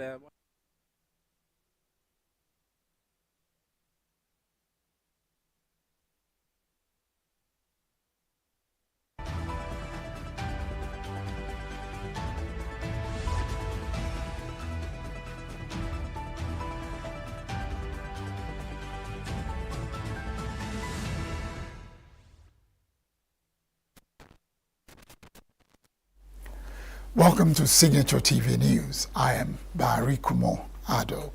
In the headlines, Nigerian government has moved the End Bad Governance protesters from the Abuja Federal High Court premises.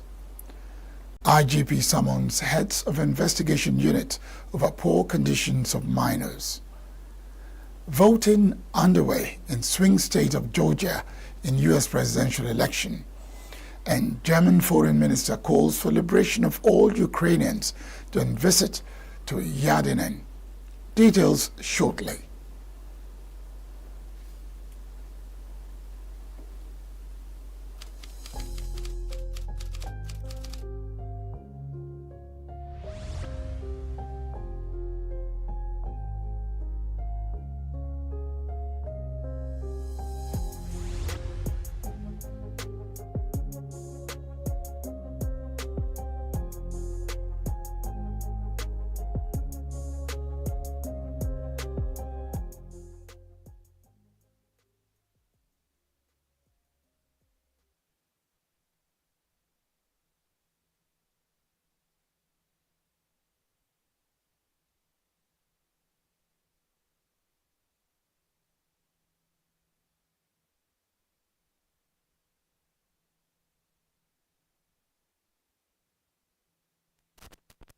The Nigerian government has moved the End Bad Governance in Nigeria protesters from the Abuja Federal High Court premises. This followed the decision of Justice Obiora Egwuatu to strike out the suit after an application by MD Abubakar, counsel to the Attorney General of the Federation, to take over and discontinue the case. The Director of Public Prosecution of the Federation, Mohammed Abubakar, who stood in for the Attorney General, announced his exercise of powers under Section 174 of the 1999 Constitution to assume control of the case from the Inspector General of Police. In granting this request, Justice Egwuatu also accepted the Attorney General's invocation of the same section to discontinue the trial of the 119 accused persons. 76 people were arrested in Kano and Kaduna states and detained for hoisting the Russian flag during the End Bad Governance protest and charged with attempting to overthrow President Tinubu. In last week's court appearance, there was drama when 29 minors among those arrested fainted during arraignment, reportedly due to malnutrition. President Bola Tinubu had earlier directed the immediate release of the minors arrested during the End Bad Governance protest. The Minister of Information and National Orientation, Mohammed Idris, made a disclosure in Abuja while addressing the State House correspondents. Idris said that the Minister of Justice and Attorney General of the Federation, Lateef Fagbemi, was asked to drop all charges against the minors immediately and ensure their release. He added that the President also directed the Minister of Humanitarian Affairs and Poverty Reduction to ensure the welfare of the minors and reunion with their parents or guardians. According to Idris, the President further directed that an administrative committee be set up immediately to be headed by the Minister of Humanitarian Affairs to look at all issues surrounding the arrest, detention, treatment, and release of the minors as anyone found to have committed any infractions. Appropriate disciplinary action will be taken against them. Meanwhile, the Northern Senators Forum has commended President Bola Tinubu for showing leadership in ordering the release of minors arrested and detained during the End Bad Governance protest. The chairman of the forum, Abdulaziz Yaradua, said in a statement in Abuja that the president's decision was a demonstration of his commitment to protecting the rights and well-being of Nigerian youth. Yaradua said a directive to the Attorney General of the Federation, Lateef Fagbemi, to expedite the release process is a welcome development and show of leadership in addressing critical national issues. He acknowledged the efforts of leaders in the North who have worked assiduously to secure the release of the minors, saying that their dedication and advocacy have been instrumental to bringing the matter to the forefront. The forum, however, urged leaders in the North to prioritize the safety and education of children, saying it is essential to create an environment where they can grow and thrive free from harm and exploitation. And still talking about the detention of the minors, the Inspector General of Police, Kayode Egbetokum, has summoned some senior officers, including heads of investigation units, over the condition of protesters before their release. Force Public Relations Officer Olumuyiwa Adejobi said in a statement that the IGP, upon receiving an investigative report in Glasgow, was currently participating in Interpol General Assembly, vowed to thoroughly examine the report and take necessary actions. Adejobi said that to further ensure professionalism in investigation with emphasis on child-friendly investigation and care, the IGP has summoned a conference of all heads of investigation units on November 7, 2024 at the Police Resource Center, Jabi. The statement reaffirmed the commitment of the police force to uphold legal frameworks, ensuring fairness and accountability, especially for vulnerable groups. The Ebonyi State Governor, Francis Nwifuru, has pledged to give all the needed support to the state judiciary in order to help build a judicial system that will be effective, reliable, and transparent. Governor Nwifuru made a commitment at a ceremony to mark the commencement of a 2024-2025 legal year in the state. The judiciary has variously been described as the last hope of the common man.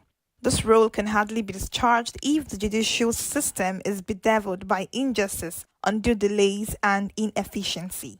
The Nigerian judiciary has come under serious attack in recent times for what many described as unprofessional conduct, especially in handling electoral matters. The commencement of the legal year in Ebonyi State therefore offered an ample opportunity for the men of the bar and bench in the state to do some introspection on how they have fared in the recent past.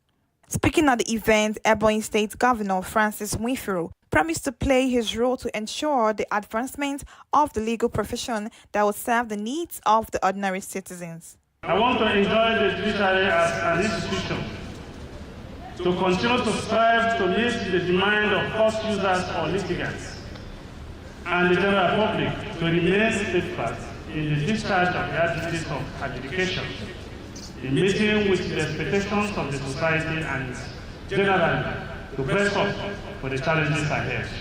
It is on record that under our young administration, 18 effective years that touch on the welfare of the citizens and good governance were prepared and transmitted to the Ebonyi State House of Assembly to pass into law, and it has been assented to by my humble self as the governor of Ebonyi State.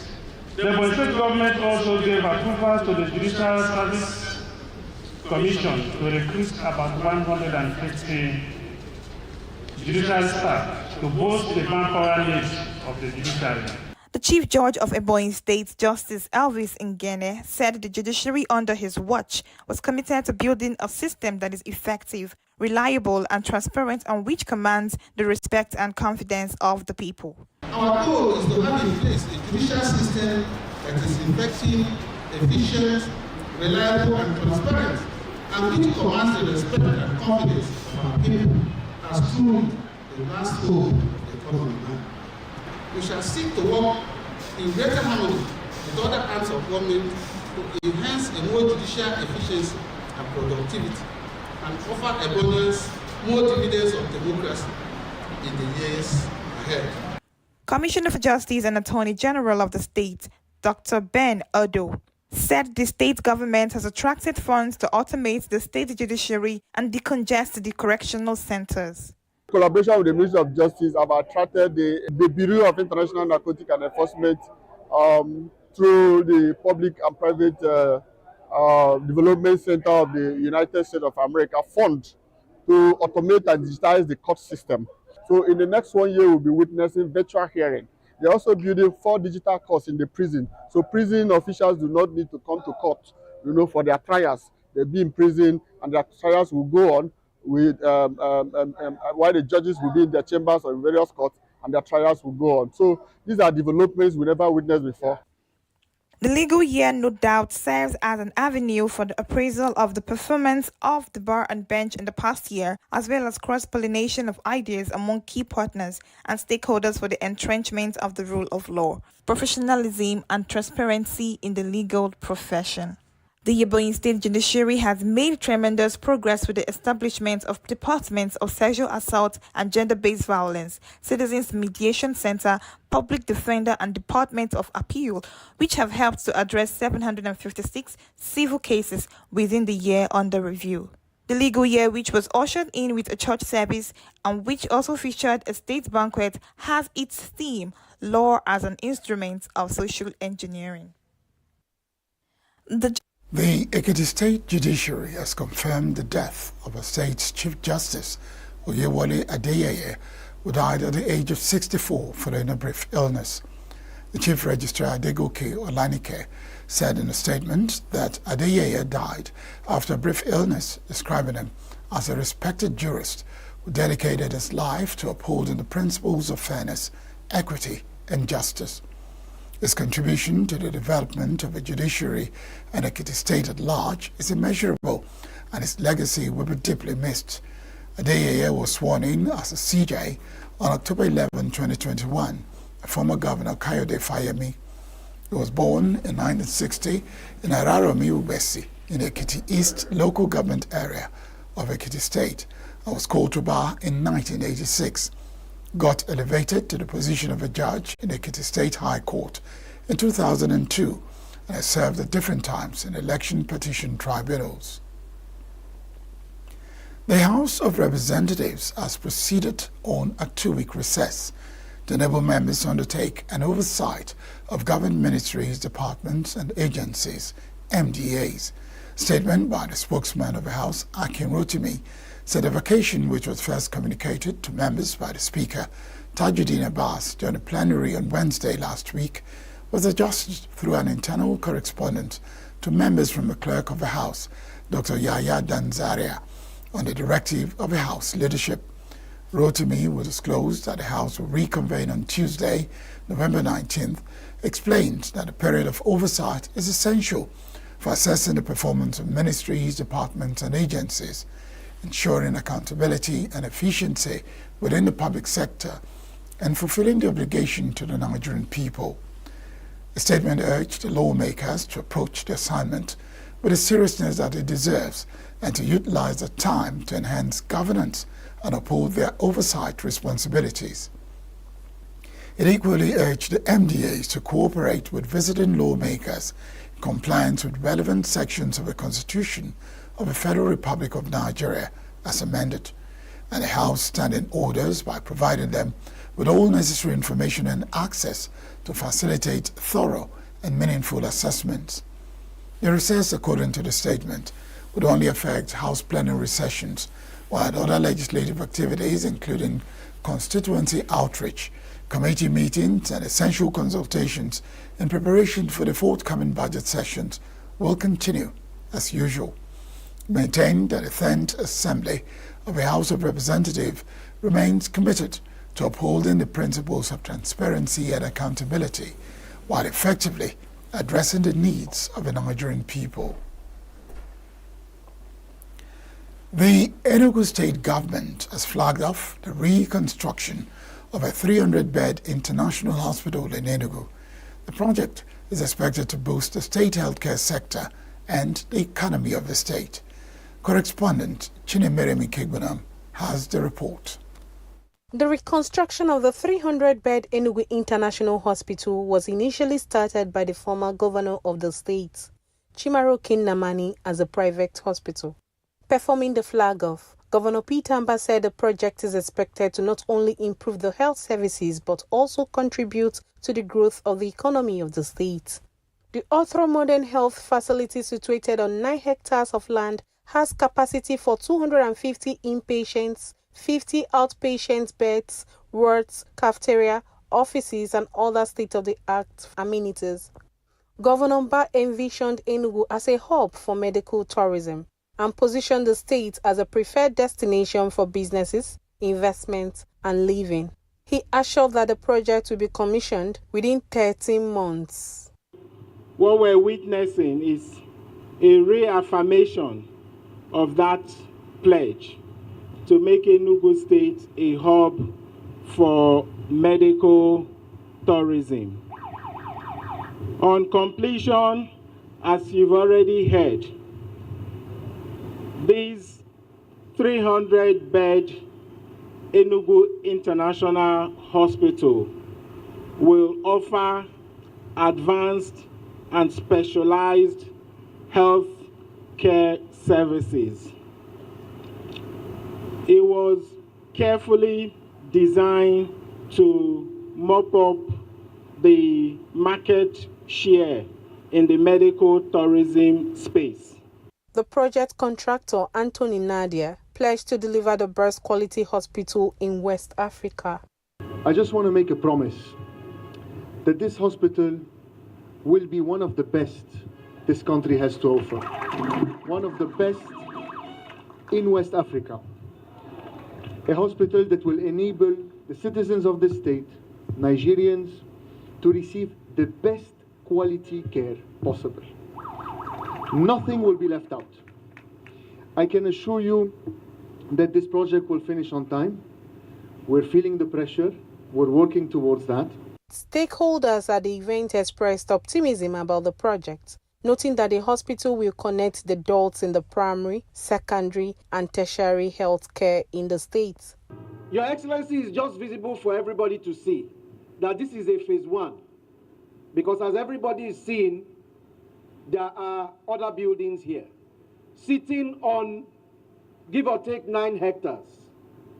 Your plan here, Your Excellency, is that nothing short of a medical campus will be existent in this place, so that that manifesto promise of ENUGU becoming the medical tourism capital will be manifest. And Your Excellency, it is a thing of joy that it will happen, and we will see it with our own eyes. No government has ever built this. It's only the dream of private sectors. But Enugu State has made it possible. We can be more proud than we are with our governor, because the height that he is getting this state to is actually will be realized in tomorrow, which he has already seen today. The world-class facility is seen as a significant step towards transforming Enugu State's healthcare landscape and position it as a leader in medical tourism. Chinemerem Ikebunam, Signature TV News. The Federal Ministry of Works has directed Julius Berger, the contractor handling Section 1 rehabilitation of the Abuja-Kaduna Zaria-Kano dual carriageway, to evacuate the project site. This followed a 14-day final termination notice issued to the company on Monday, dismissing any possibility of further negotiations due to what the ministry said is non-compliance with the reviewed cost, scope and terms, stoppage of work and refusal to remobilize to the site as directed. A statement by the Director of Press and Public Relations, Mohammed Ahmed, disclosed in Abuja that the decision was reached at a management meeting of a ministry at its headquarters. The Works Ministry said it had in the last 13 months been in constant talks with the company in order to reach an amicable position on the said alignment, but to no avail. The latest development follows an earlier threat by the minister to revoke the contract that was awarded to the company in 2018 by the administration of former President Muhammadu Buhari. While the Kaduna Zaria section has been completed and the Zaria Kano section is almost done, the Abuja Kaduna section has recorded 27% progress in 6 years. Despite early predictions and warnings of persistent rains into the last 2 months of 2024 by weather experts, the riverine communities of Anambra State have once again been caught unawares. As at the last count, over 4 local government areas in Anambra State have been devastated by flooding, leaving numerous families homeless. Correspondent Ndu Okbaleze, who visited some of the affected areas, now reports. For the farming communities of Anambra State, especially Anambra East and West and Obara local government areas, the flood has played a trick on them, visiting them when they least expected and leaving behind a tale of woes. In the last week of October, the farmers in these areas woke up to find their homes and farmland submerged. In Omozu in Obara local government area, they have started removing their belongings as the floodwaters keep increasing each passing day, just like other communities of Amiyi and Obakoba are becoming submerged. Atani, Ochuje, Oguibele, Oguaniocha, and Akili Ogidi have also been affected by flooding, forcing people to relocate to higher ground. Unity Primary School, Umuaba Anam, Anambra East Local Government Area, is one of the 27 internally displaced persons IDP camps established by the state government across the states. As of Sunday, the 3rd of November 2024, it was already housing over 1,000 people, mainly women and children. The facility is already overstretched with inadequate ventilation and sanitary materials. No wonder the visit of Noye Soludo, wife of the Anambra State Governor, to the place that Sunday was a welcome relief. She donated food items, medicaments, sanitary kits, and undisclosed amounts of money for their upkeep. We came to see the guy, you guys can see. So many people here. So we brought out quite a lot of things to help. Food, things to keep the place clean. We came with mosquito nets and so on. Just to help. And we are appealing to our people to please come to their help. Because what I see here is very touching. A lot of them lost everything. They lost everything. So they will be going back to nothing. So we are appealing to people today. There is nothing to love. Nothing. But together, we can come out. Nonye Soludo counseled the affected persons on how to overcome the psychological issues arising from having to leave the comfort of their ancestral homes, stressing that keeping the environment clean is key to survival. The Southeast Zonal Coordinator of World Health Organization, Dr. Chukwumuanya Igwekwu, who joined the governor's wife on the visit, committed to sending a mobile clinic to the camp. According to him, the first thing is to safeguard people's health to ensure they do not return home with ailments that were not there before the evacuation to the camp. What he has already promised to you, WHO will fulfill it, because we see that there is a great health need in this place. There is a great wash need, water and sanitation, because if there is no adequate water and sanitation, then people that came here to an IDP camp will end up being sick. So we want to avoid that situation. Happily, the Commissioner for Power and Water Resources, Julius Chukwuemeka, and his counterpart from the Ministry of Health, Dr. Afamo Obidike, joined the governor's wife on the trip. While Soko has come the way of one out of the many holding centers in Anambra State, the fate of others appear to be hanging in the balance. Environment watchers have been speaking of more permanent solution to the effects of this deluge that comes and recedes on a yearly basis. Judging from the extent of the devastation so far, there may be need for embankment of the shores and dredging of the adjoining rivers to help mitigate the effects of the disaster. Ndu Opaleze, Signature TV News. Operatives of Economic and Financial Crimes Commission, EFCC, have arrested a former governor of Delta, Dr. Ifeanyi Okowa, over alleged 1.3 trillion naira fraud. Okowa, vice presidential candidate of the PDP in the 2023 general elections, was arrested in Port Harcourt when reported at the Port Harcourt Directorate of the EFCC for allegedly diverting the amount being proceeds of 13% derivation fund that accrued to the state during his tenure as governor between 2015 and 2023. Okowa had earlier been invited by a team of crack detectives of the agency handling his case, who demanded that he provide satisfactory answers to the questions posed to him regarding financial impropriety under his watch. Former governor was also alleged to have failed to render accounts of the funds, as well as another 40 billion naira he allegedly claimed used to acquire shares in UTM floating liquefied natural gas. Dele Oyewale, the spokesman of the anti-graft agency, confirmed Okowa's presence in the facility of the commission, but declined further comments. Bakers across Nigeria are grappling with soaring cost of key ingredients like flour, sugar, and yeast, which have surged due to economic downturns and heavy reliance on imports. In response, some bakers have been forced to raise prices and cut production, while calling on the government for regulatory support and favorable policies to keep their businesses viable. Signature correspondent Francis Nolly spoke to some bakery owners and workers who expressed how they are struggling to remain in business. Personally, as much as I work here, the prices of products, the flour, the materials for production has increased. So invariably, it has affected virtually everything we do here. The only thing it has not affected is salary. it cannot affect salary, but the demand for bread has reduced drastically. For premium bakery, to the best of my knowledge, the price is just a little bit increased, a little bit, just little adjustment. The round bread usually goes for 200, now 250. It has affected us negatively. In fact, the price of everything has increased.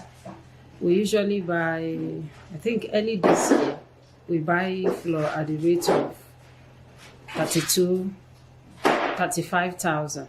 But now it has gone up to 65,000.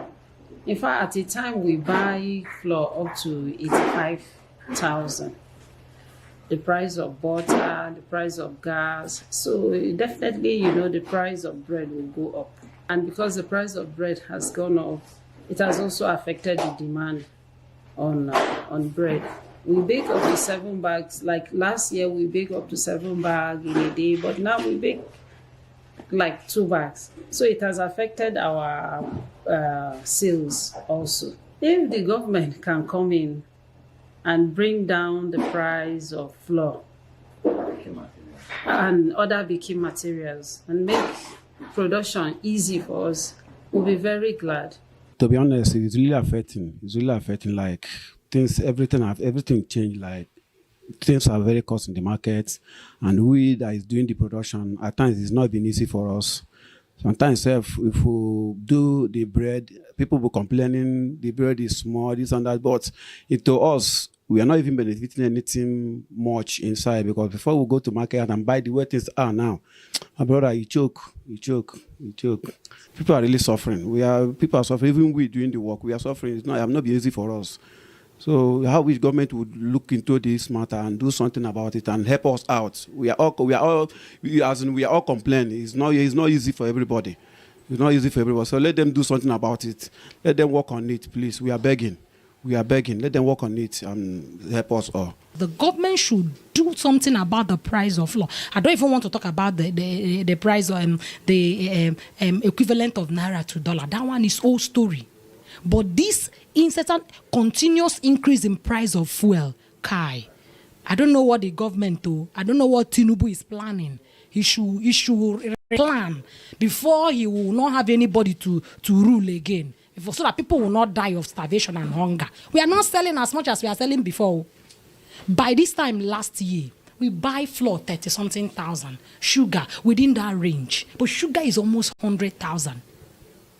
We bought butter, a carton of butter, few months ago, 20-something. This month, as I'm talking about, 50. So where do we go from here? I beg you, Tinubu and his ally, they should please have mercy on the masses before we go and meet our Creator before the time. Honestly, it's not easy. It's not easy. When we started, I remember a bag of flour is 28,200. But now, as we speak, a bag of flour is 62,500 naira. A bag of sugar is 82,100 naira without transportation. So by the time you purchase all those things, and you have to set 2 workers, you have to maintain your machine, you have to eat, and you have to pay electricity bill, you buy water. Honestly, it's not funny. It's not funny. Producing bread now is just like most of the bakeries produce chaff, nothing but chaff. Because if you say you want to add ingredients, butter and milk and water and whatsoever you and other things, so how will you gain? What is your profit at the end of the day? You realize nothing. So as you just take a look at this house. We are supposed to be producing by now, but we are not, because the things is hurting us, is hitting us deeply. So it's not easy. The broadcast industry is no doubt a challenging one that keeps practitioners busy almost round the clock.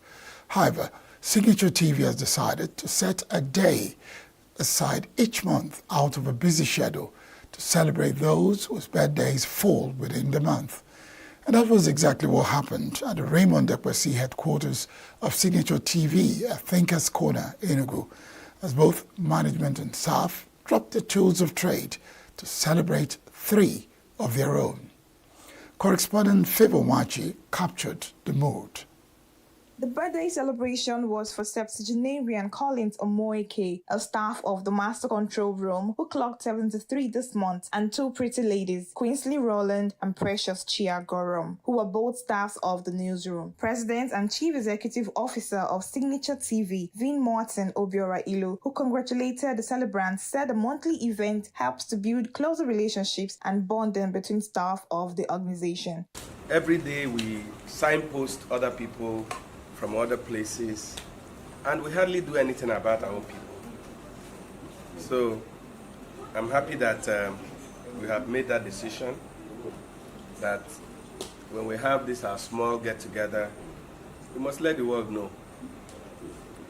And to say that in the past several months, we increasingly are becoming one family. People are showing more dedication, more commitment. And as the team leader, I'm excited and I'm happy. And I urge all of us to continue in that trajectory.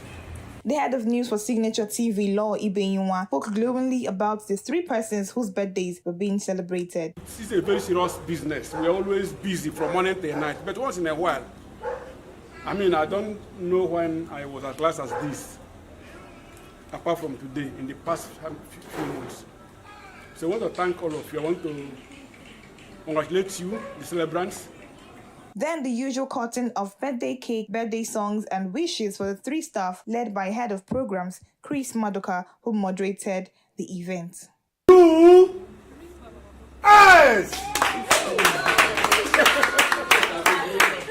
We paused at the point. As envisaged, the occasion provided both staff and management an ample opportunity to relax, wine and dine, and momentarily forget the busy work schedule. After all, as the saying goes, all work and no play makes Jack a dull boy. Once again, happy birthday to Collins, Queensley, and Precious. Pevonwachi for Signature TV News. Republican Vice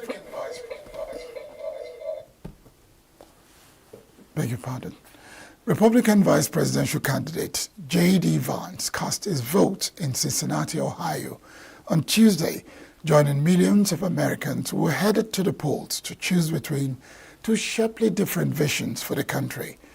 A race marked by unprecedented events, two assassination attempts against Trump, President Joe Biden's surprise withdrawal, and Vice President Kamala Harris' rapid rise remain too close to call, even after billions of dollars in spending and months of frenetic campaigning. Harris, the first female vice president, would become the first woman, black woman, and South Asian American to win the presidency. Trump, the only president to be impeached twice and the first former president to be criminally convicted, would also become the first president to win non-consecutive terms in more than a century. People in the swing state of Georgia voted in a U.S. presidential election on Tuesday to choose between two sharply different visions for the country. Opinion polls in the campaign's final days have shown the candidates running neck and neck in each of the 7 states likely to determine the winner: Arizona, Georgia, Michigan, Nevada, North Carolina, Pennsylvania, and Wisconsin. Polls show a significant gender gap, with Democrat Kamala Harris leading among women by 12 percentage points, and Republican Donald Trump winning among men by 7 percentage points. Medical institutions, including hospitals and pharmacies in Gaza Strip, are facing severe shortages of medicines and other medical supplies. The Gaza Media Office said on Monday that due to Israel's ongoing airstrikes and military blockade, all hospitals in the northern Gaza Strip have ceased operations because they cannot receive humanitarian aids, including medicines and other medical supplies. At a pharmacy in Gaza Strip, the shelves are near empty, stocked with only a few types of medicines and medical supplies. A pharmacist said people with chronic illnesses, as well as those who are injured, are facing a dire crisis as they are unable to access the essential medicines they need. The Palestinian Health Ministry said that Gaza is not only facing severe shortages of medications for chronic diseases including diabetes, hypertension and cancer, but also critical medical supplies like syringes, bandages and disinfectants. The health authorities and hospitals in Gaza is currently calling on international society to put pressure on Israel and send necessary medical supplies to the besieged Palestinian enclave as soon as possible. More than 100 patients, including children, suffering from trauma, injuries and chronic diseases were evacuated from Gaza on Wednesday in a rare transfer out of the war-ravaged enclave, a World Health Organization official said on Tuesday.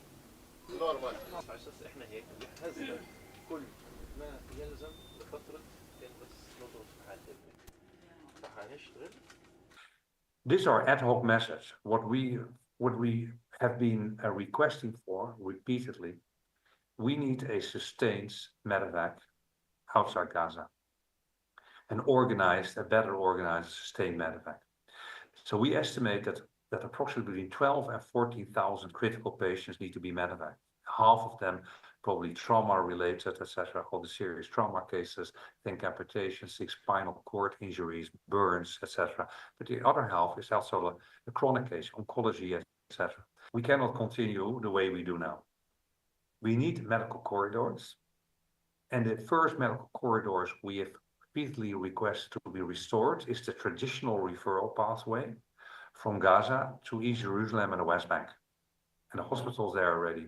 A second medical corridor to Egypt should be opened again, and maybe to Jordan. And from there, when other countries are willing to receive patients, can go to other areas. WHO and partners, we are ready to do so. What we need is regular access, not just ad hoc access, regular access, and that we can properly access which should be properly supported and facilitated and not made unnecessarily dangerous. And in that sense, I would say all my colleagues, we sound like a broken record into 1 year into this crisis, but it's a small ask. The patients were traveling in a large convoy via the Kerem Shalom crossing with Israel before flying to the United Arab Emirates, he added, and then a portion will fly to Romania. Spain's Prime Minister Pedro Sanchez said on Tuesday that the people of Valencia were his main concern and downplayed the significance of Sunday's protest when angry residents pelted him and the king with mud. Sanchez was struck during the protest and blamed a handful of organized extremists for the troubles, adding most people were expressing their frustration legitimately as the king walked about to talk to them. Speaking after a meeting of the cabinet ministers, Sanchez rejected criticisms and said the authorities had been well prepared for the floods, but that climate change kills.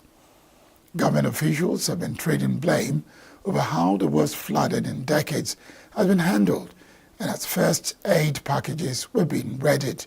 Public anger is mounting over the disaster that has killed at least 217 people, with dozens of others still unaccounted for. Almost all of the deaths occurred in the Valencian region and more than 60 in the suburb of Paipota, where vigilante groups angry at the authorities' response have taken to the streets to prevent what they say are widespread robberies and looting after dark. The informally organized groups of Steak Weldon locals are patrolling one of the worst affected areas, where more than 60 out of at least 217 victims of the disaster died. Spain has now sent almost 15,000 police and armed forces personnel from all over Spain to Valencia region to help clear up after the disaster.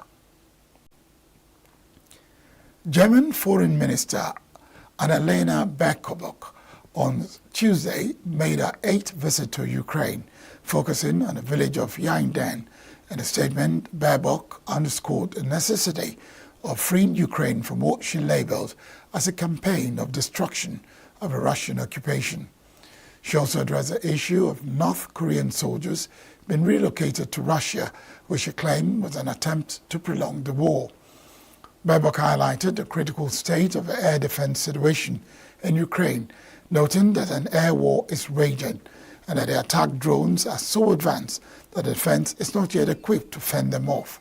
She also advocated for investments in Ukrainian self-defense.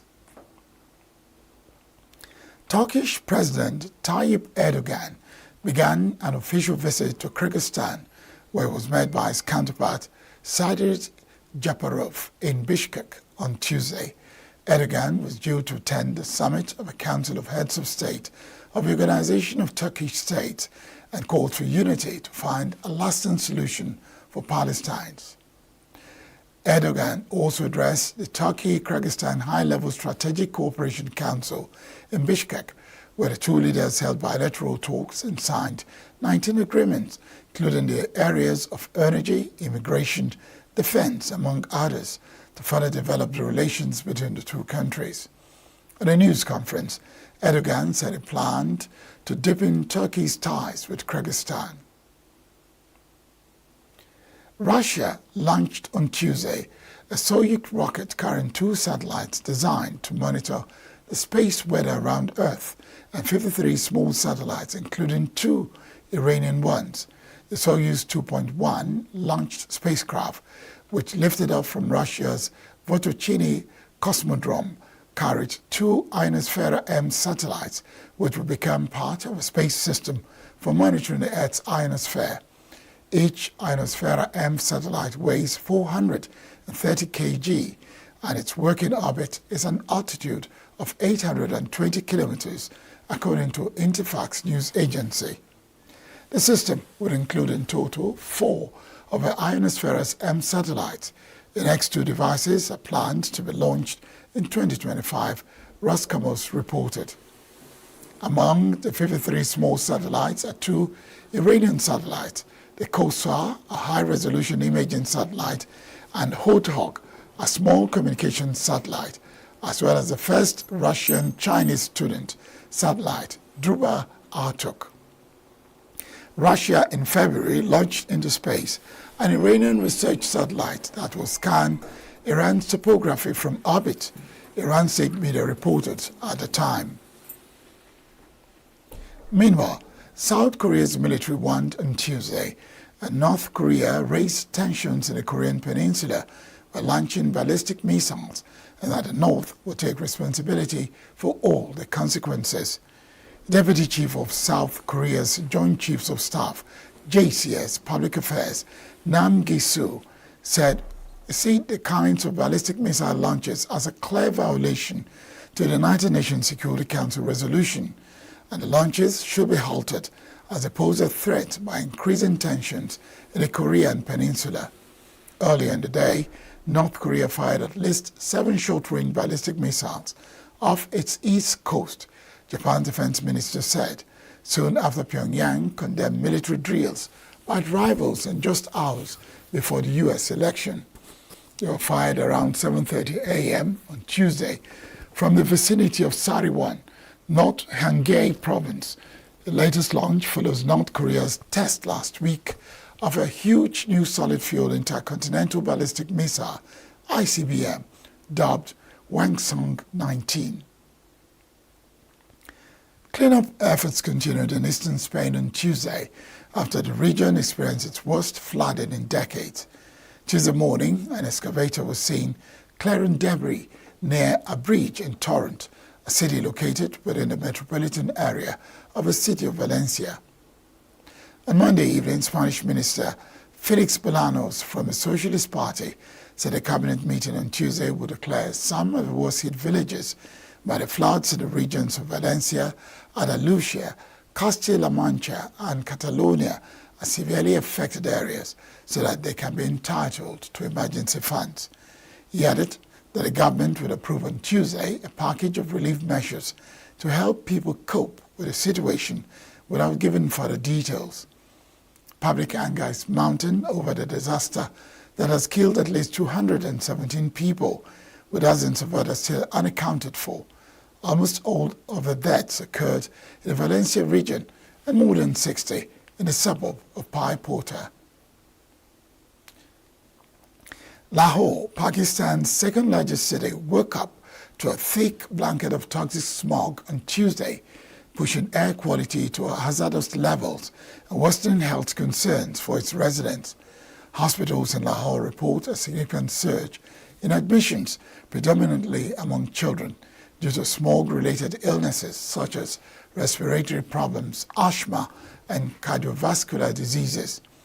According to Swiss-based air quality monitor IQ Air, Lahore's air quality index reached 609 at around 9 a.m. local time, ranking it among the world's most polluted cities. Toxic air poses severe health risk, particularly for children, elderly citizens, and those with pre-existing respiratory conditions. Experts attribute the smog to a combination of factors including industrial emissions, vehicle exhaust, crop burning, and construction dust. The Pakistani government faces mounting pressure to address the perennial issue, which causes reduced visibility, economic losses, and long-term health consequences. Authorities have advised residents to wear masks and take precaution to minimize exposure. Police used water cannons to disperse protesters in Turkey's southeastern province of Mardin overnight on Tuesday, after 3 mayors from the pro-Kurdish Dem party were removed from their positions. Protesters gathered outside the Mardin municipality, where Mayor Ahmet Turk was ousted for a third time since 2014.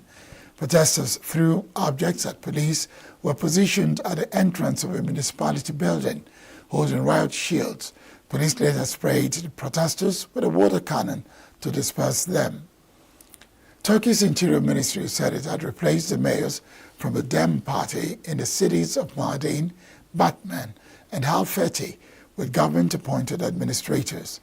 The move, which the ministry said, targeted supporters of the outlawed militant Kurdistan Workers' Party, PKK, recalled past crackdowns on Kurdish politicians.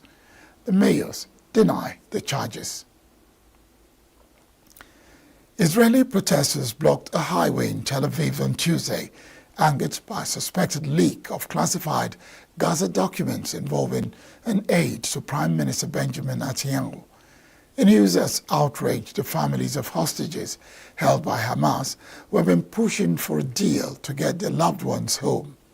Details of the case have trickled out slowly because of a gag order, but the magistrate's ruling partly lifting the order has provided an initial glimpse of a case that the court said had compromised the security sources and may have harmed Israel's efforts to release the hostages. Netanyahu has denied any wrongdoing by his office staffers and said in a statement on Saturday that he was only made aware of the leaked document by the media. Rescue teams combed through rubble and debris on Monday after Indonesia's Mount Lebutobi volcano erupted near midnight Sunday, claiming at least 9 lives and leaving thousands of homes in ruins. Relatives were overwhelmed in grief as rescuers recovered the charred bodies of their loved ones under smoldering rubble and prepared coffins for a mass funeral.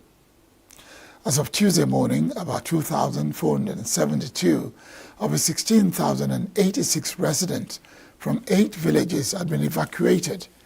Eronymous Lamaworan, spokesperson of East Flores regional government, told Reuters. Authorities have revised the death toll down to 9 from 10, with 63 injured and about 2,384 houses and at least 25 schools damaged. The residents were taken to 3 school buildings and temporary shelters at other villages around 20 kilometers from the crater. 2 Chinese nationals were shot at and injured on Tuesday in Pakistan's commercial hub of Karachi, police and hospital officials said, after a string of attacks that spurred Beijing to demand tougher security for its citizens. Fazen Ali, a senior superintendent of police, said 2 Chinese nationals have been shot, but gave no further details. A spokesperson for Liquid National Hospital in the southern port of the city said it was treating the 2, one of whom was in serious condition. It was not immediately clear who was responsible or if militant violence was behind the attack. One of several that have been have prompted Beijing to urge Pakistan to roll out more stringent security measures for its citizens. Russia on Tuesday denounced Moldova's weekend election as unfair and said it did not see the winner, Mai Sandu, as a legitimate president of the country. Pro-Western Sandu defeated a former prosecutor general backed by a traditionally pro-Russian party in a vote marred by allegations of election meddling by Moscow, with the Kremlin denied. Official results show that Sandu had won thanks to strong backing from Moldovans voting from overseas within the country's borders. She lost by a narrow margin. Kremlin spokesman Dmitry Peskov delivered a scathing attack on the conduct of Sandu's election at his daily briefing with reporters. He said hundreds of thousands of Moldovans living in Russia had not been allowed to vote, unlike Moldovans living in the West, whose votes were critical to Sandu's victory. U.S. President Joe Biden congratulated Sandu on her victory, though saying Russia had failed to undermine Moldovan's democratic institutions and election processes. The Moldovan people, they said, are choosing to pursue a path aligned with Europe and democracies everywhere. Sandu wants to steer Moldova towards membership of the European Union, but the small country bordering Ukraine and Romania has struggled to escape Russia's orbit. It relies heavily on Russian gas, and Russia maintains troops in a breakaway region that split from the rest of Moldova as the Soviet Union collapsed in 1991. And that's the news this hour. I am Barry Kumon Ado. Thank you very much for watching.